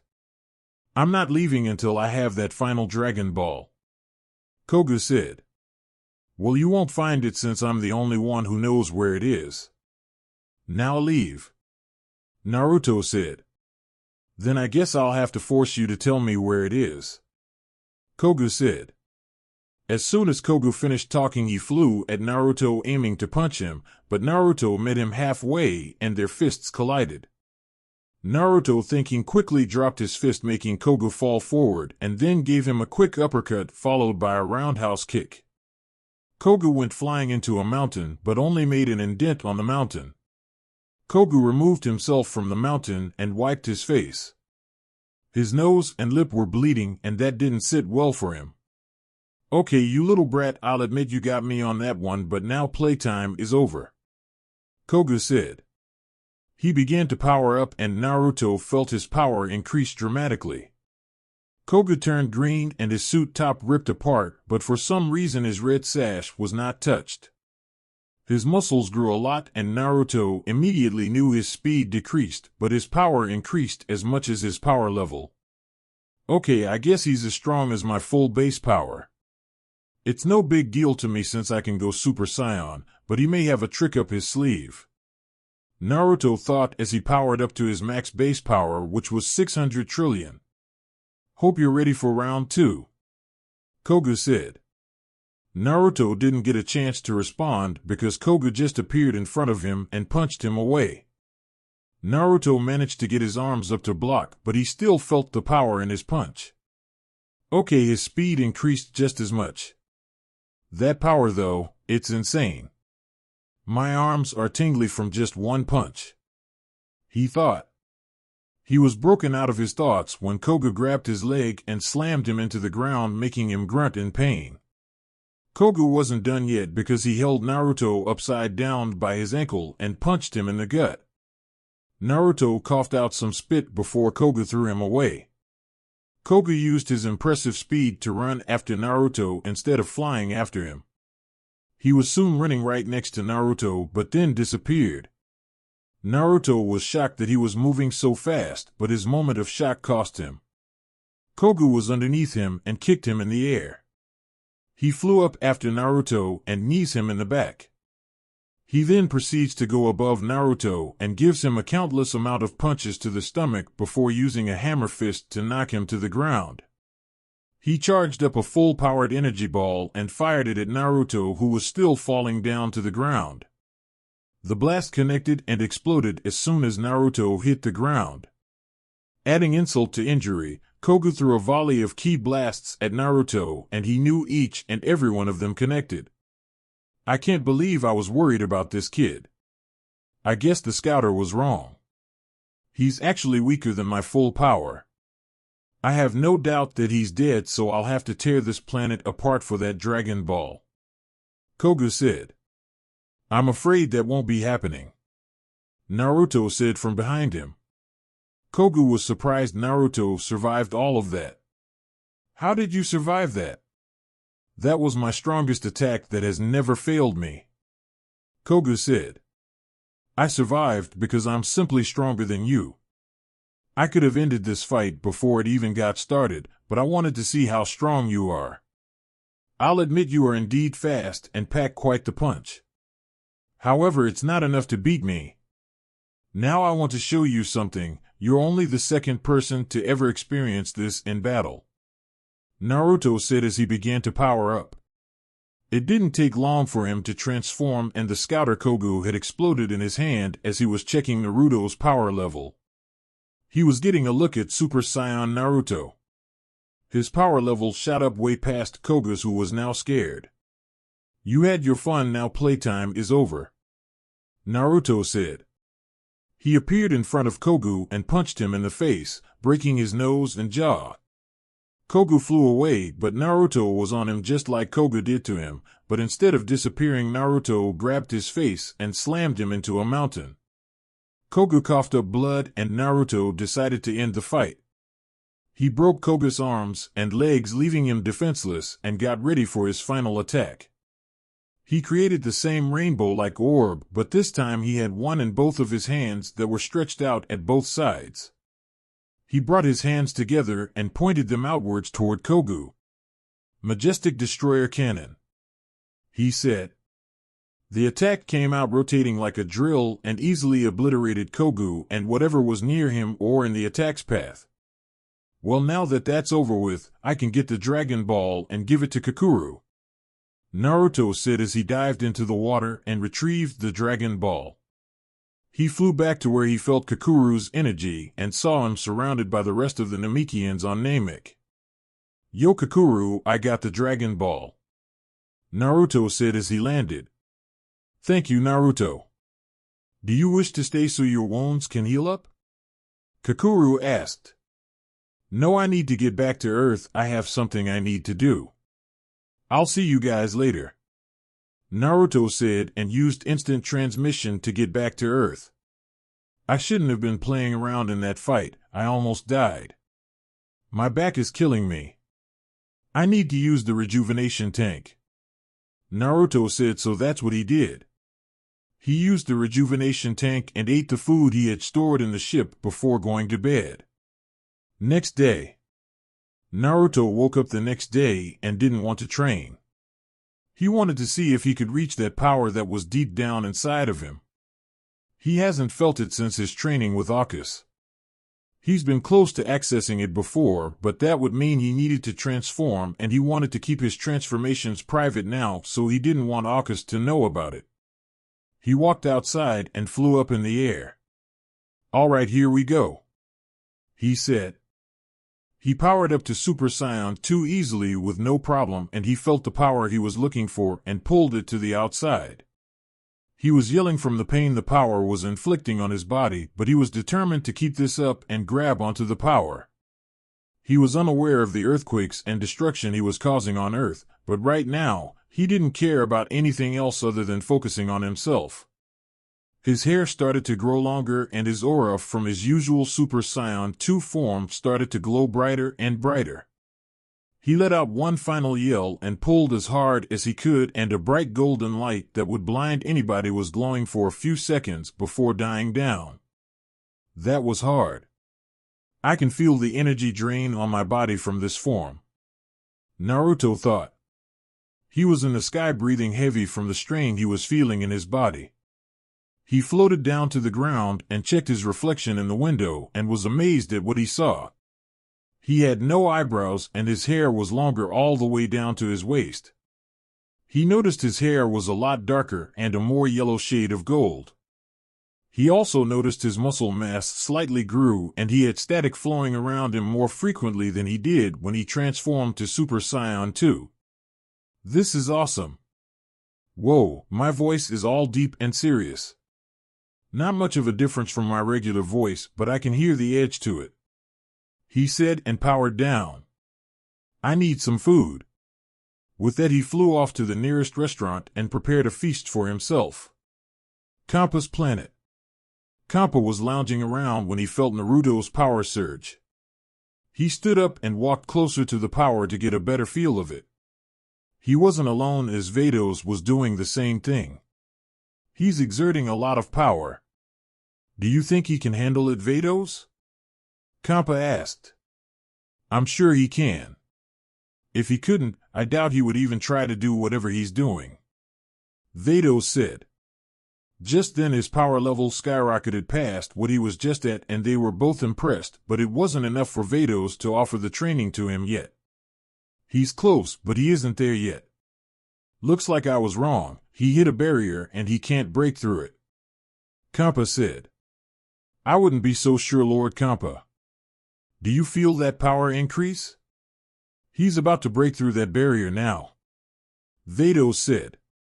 Sure enough, at that exact moment Naruto on Earth let out a loud yell and he broke through that barrier, and his power level went higher than what Kappa wanted before he was trained by Vados. I told you, Lord Kappa. Vados said with amusement in her voice. Yeah, whatever, I would tell you to grab him, but I want to give him some time to himself. I want him to get used to that power. I can tell his body is severely strained from that. I want you to go and get him and say, I don't know, 6 months. Kappa said. As you wish, my lord. Since he is clearly past your expectations, do you want me to stop monitoring his power level? Vados asked. Yes, it isn't needed anymore. You can go on to your regular duties, or whatever you would usually do. Kappa said. As you wish, my lord. Vados said. Back on Earth. Naruto just finished eating and figured he would go out and explore other planets. He had nothing else to do. He made up his mind. He made it to his spaceship and looked through some of the planets that were close by. He noticed planet Man-I was closer than any other planet. It would only take him 15 days to reach the planet. He started the spaceship and took off. Planet Man-I. 15 days later Naruto arrived at Planet Man-I and flew around for a few hours. He thought the planet would be nice, but recognized it was in some kind of war. What the hell is going on here? He asked himself. It's a war between our forces and space pirates. But we don't have to worry, we have the Saiyans and Frost fighting with us. A kid said, making Naruto look down. Space pirates, huh? Let me ask you something. How long did Frost show up after the space pirates attacked? Naruto asked the little girl. I don't know, maybe a few hours or a day later. Then the Saiyan forces showed up and some guy named Kaba is leading them. The little girl said.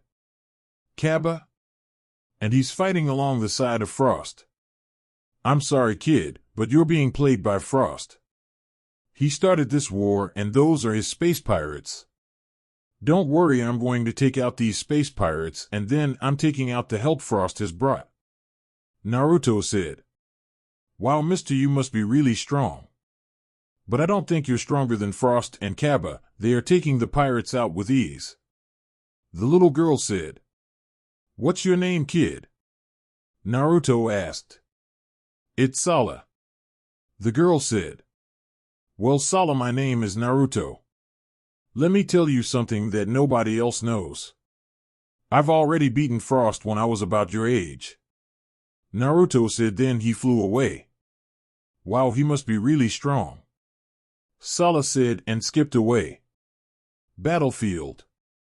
Naruto made it to the battlefield and saw all the fighting going on. He noticed Frost was fighting, but he wasn't doing any damage. He was just tapping them and they would fall down. Naruto, having seen enough, landed next to Frost and killed all the men on the ground that were faking with an energy blast. Who are you? Why are you killing them? I already had them killed. Frost said. Oh please, Frost, you can't play me. I've already seen you barely touching them.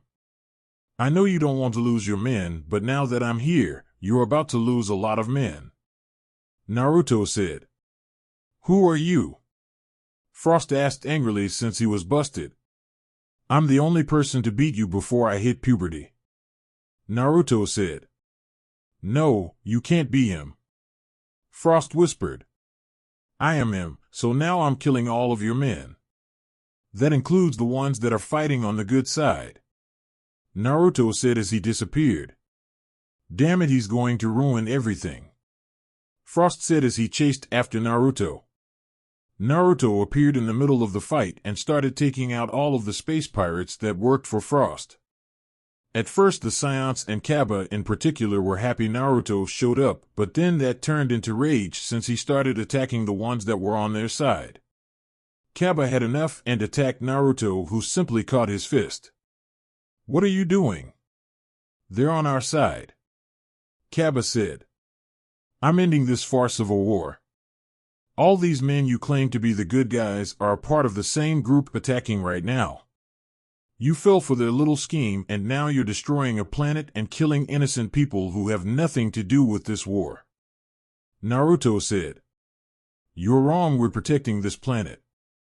Kaba said. "You're all foolish. It's a shame what the Saiyans have become. I'm glad I was exiled. If I wasn't, I might have ended up like you. Somebody who is easily persuaded by a smile and innocent tone. You're a disgrace to the Sadala Defense Forces, Kaba." Naruto said. "How do you know me?" Kaba asked. "I know all about you. You were given special training because of your dream to become the leader of the Sadala Defense Forces. Let me tell you something, I don't know why King Borgos was so high on you. Your power level is weak and you have nothing to show for all that training you got." Naruto said. "Wait, exiled? There was only one Saiyan who was ever exiled in the history of planet Sadala. You must be him, you shouldn't even be alive. I heard you were sent to planet Earth and nobody should be able to survive on that planet." Kaba said. "Well, I obviously survived." Naruto said. "Be that as it may, you should know the rules of an exiled Saiyan. If you interfere with anything that has to do with the Sadala Defense Forces, you are to return to Sadala and King Borgos will decide if you live or die." Kaba said. "Oh, I know all about the rules. It'll be good to see his old ass again." Naruto said. "Watch how you speak about King Borgos." A Saiyan said and charged at Naruto. Naruto just looked at him bored and simply swatted him away. "You just swatted him away like he was nothing. He's the second strongest in my army behind me." Kaba said. "Then I guess you're all weak." Naruto said, and that's when Frost appeared. "Kaba, he's taking out all of the enemies and my men. What do you suggest we do?" Frost asked. "He isn't going to stop, so we have no choice but to fight him. After that he will be returning to Sadala with us, so don't kill him." Kaba said. "Like I said, you're easily persuaded. Now I of course will be heading back to Sadala, but I'm going in my own ship using my own power. As for fighting me, none of you stand a chance.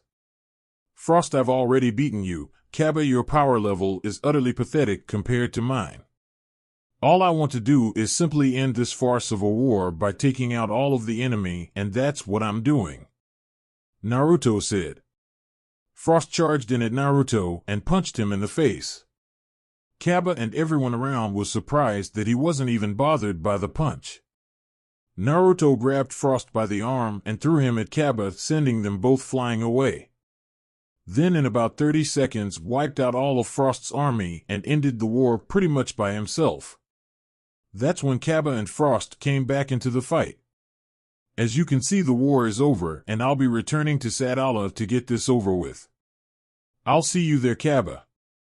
And Frost, it was nice seeing you again," Naruto said and flew off to his spaceship. Excuse me, but is the war over?" a child asked, walking up to Kaba. "Yes, it is. It's over. The enemy has been defeated," Kaba said. "But you've lost a lot of people from your side. Are you sure we've won?" the child asked. "Yes, I'm sure," Kaba said. As soon as he said that, there was a loud cheering going on. Kaba and Frost were lifted in the air and were riddled with praise. The only person not celebrating was Sala, who learned the truth from Naruto. She tried telling everyone she could, but nobody listened. "The truth will come out about this war one day," she said and walked away. Naruto. Naruto arrived at his spaceship and set course for Sadala. The trip would take 2.5 months and wasn't complaining. He had to wait 3 months to get from Sadala to Earth.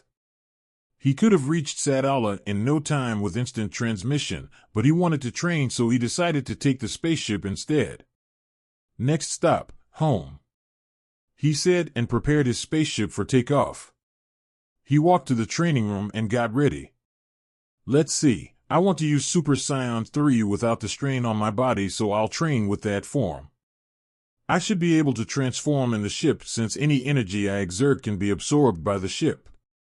Nope, I'm not risking it. I'll transform outside. There's nobody even close to where my ship is, Naruto said. He walked out of the ship and began to power up to Super Saiyan 3. This time it wasn't as hard on his body, but it still hurt like hell. During this he was still causing earthquakes and tsunamis everywhere on the planet, sending everyone into a state of panics. This lasted for 5 minutes before he was done and simply walked back into the ship before taking off. Frost and Kaba. No way. That can't be his power level, Kaba thought as he felt Naruto powering up and was keeping everyone safe. He's become even stronger than last time. I will not stand for this. I am Frost. I should be the strongest in the universe, not him. Next time I see him, I'll end his life no matter the cost, Frost thought angrily. Kampa and Vados. They were waiting for a meeting to start when Vados felt Naruto's power level increase again. Kampa was bored. He shouldn't have come since it was optional for gods of destruction to show up, and he was the only one who did. He's done it again, Lord Kampa, Vados whispered. Good, he must be trying to get used to the strain it was putting on his body. Has he made any progress? Kampa whispered back. Not much, but a slight improvement. I sense him moving right now, so he must be traveling in space. I'm guessing he's exploring other planets. Shall I still offer him the training in 6 months? Vados asked. Yes, I'm sure he'll agree to it. After all, he wouldn't say no to his mother figure. Kampa said teasingly. I guess you're right. Nobody wants to disappoint their mother, Vados said. Kampa couldn't believe it. She didn't try to deny it this time. His jaw was on the ground and his body was frozen. For years he's been teasing her about treating Naruto like he was her own child. He knew she would take him clothes when he would grow out of them or make him food when he forgot to eat sometimes. Hell, he knew she would heal his wounds after a brutal training regime Naruto went through. But after all of that, she constantly denied it. What's going on, Vados? You usually argue with me on this, Kampa asked, and Vados simply shrugged her shoulders. I did it mainly for entertainment. It's easy to frustrate you. I guess it's just funny anymore. Now be quiet, the meeting is about to start, Vados said. Naruto. He was in the middle of the training regime using 400 times gravity when a screen popped up on the wall signaling an incoming call. He knew it had to be Bargos, but he didn't want to let Bargos see his transformation. He used the voice-only mode so he could continue. Naruto, I can hear you training, so I'll get straight to the point. What's this I hear that you interfered with Kaba and his troops during a war? Bargos asked seriously. I was ending a war that shouldn't have been happening in the first place. That war was a setup for money. The guy that started it, I fought him before. He used some of his own army to invade Manai and then used the others to fight back against them. Kaba was easily persuaded by him and joined him in the fight. I was just doing the right thing, Naruto said. Be that as it may, you still violated protocol as an exiled scion. You know you have to return to Sadala for your hearing now, right? Bargos asked. Yes, I know. I'm on my way back now. I'm using my own ship since I wanted to get some training done. I'll be there in about 2.5 months, Naruto said. Very well. When you arrive, I'll have you stay at the palace. Word got out about what you did and the other Saiyans are not happy. Borga said. Although I'm not worried about the Saiyans since I could easily beat them, I guess staying at the palace would be best. Naruto said. I'll see you when you arrive, Naruto. Borga said and ended the call. I might have to kick Kabba ass when I see him.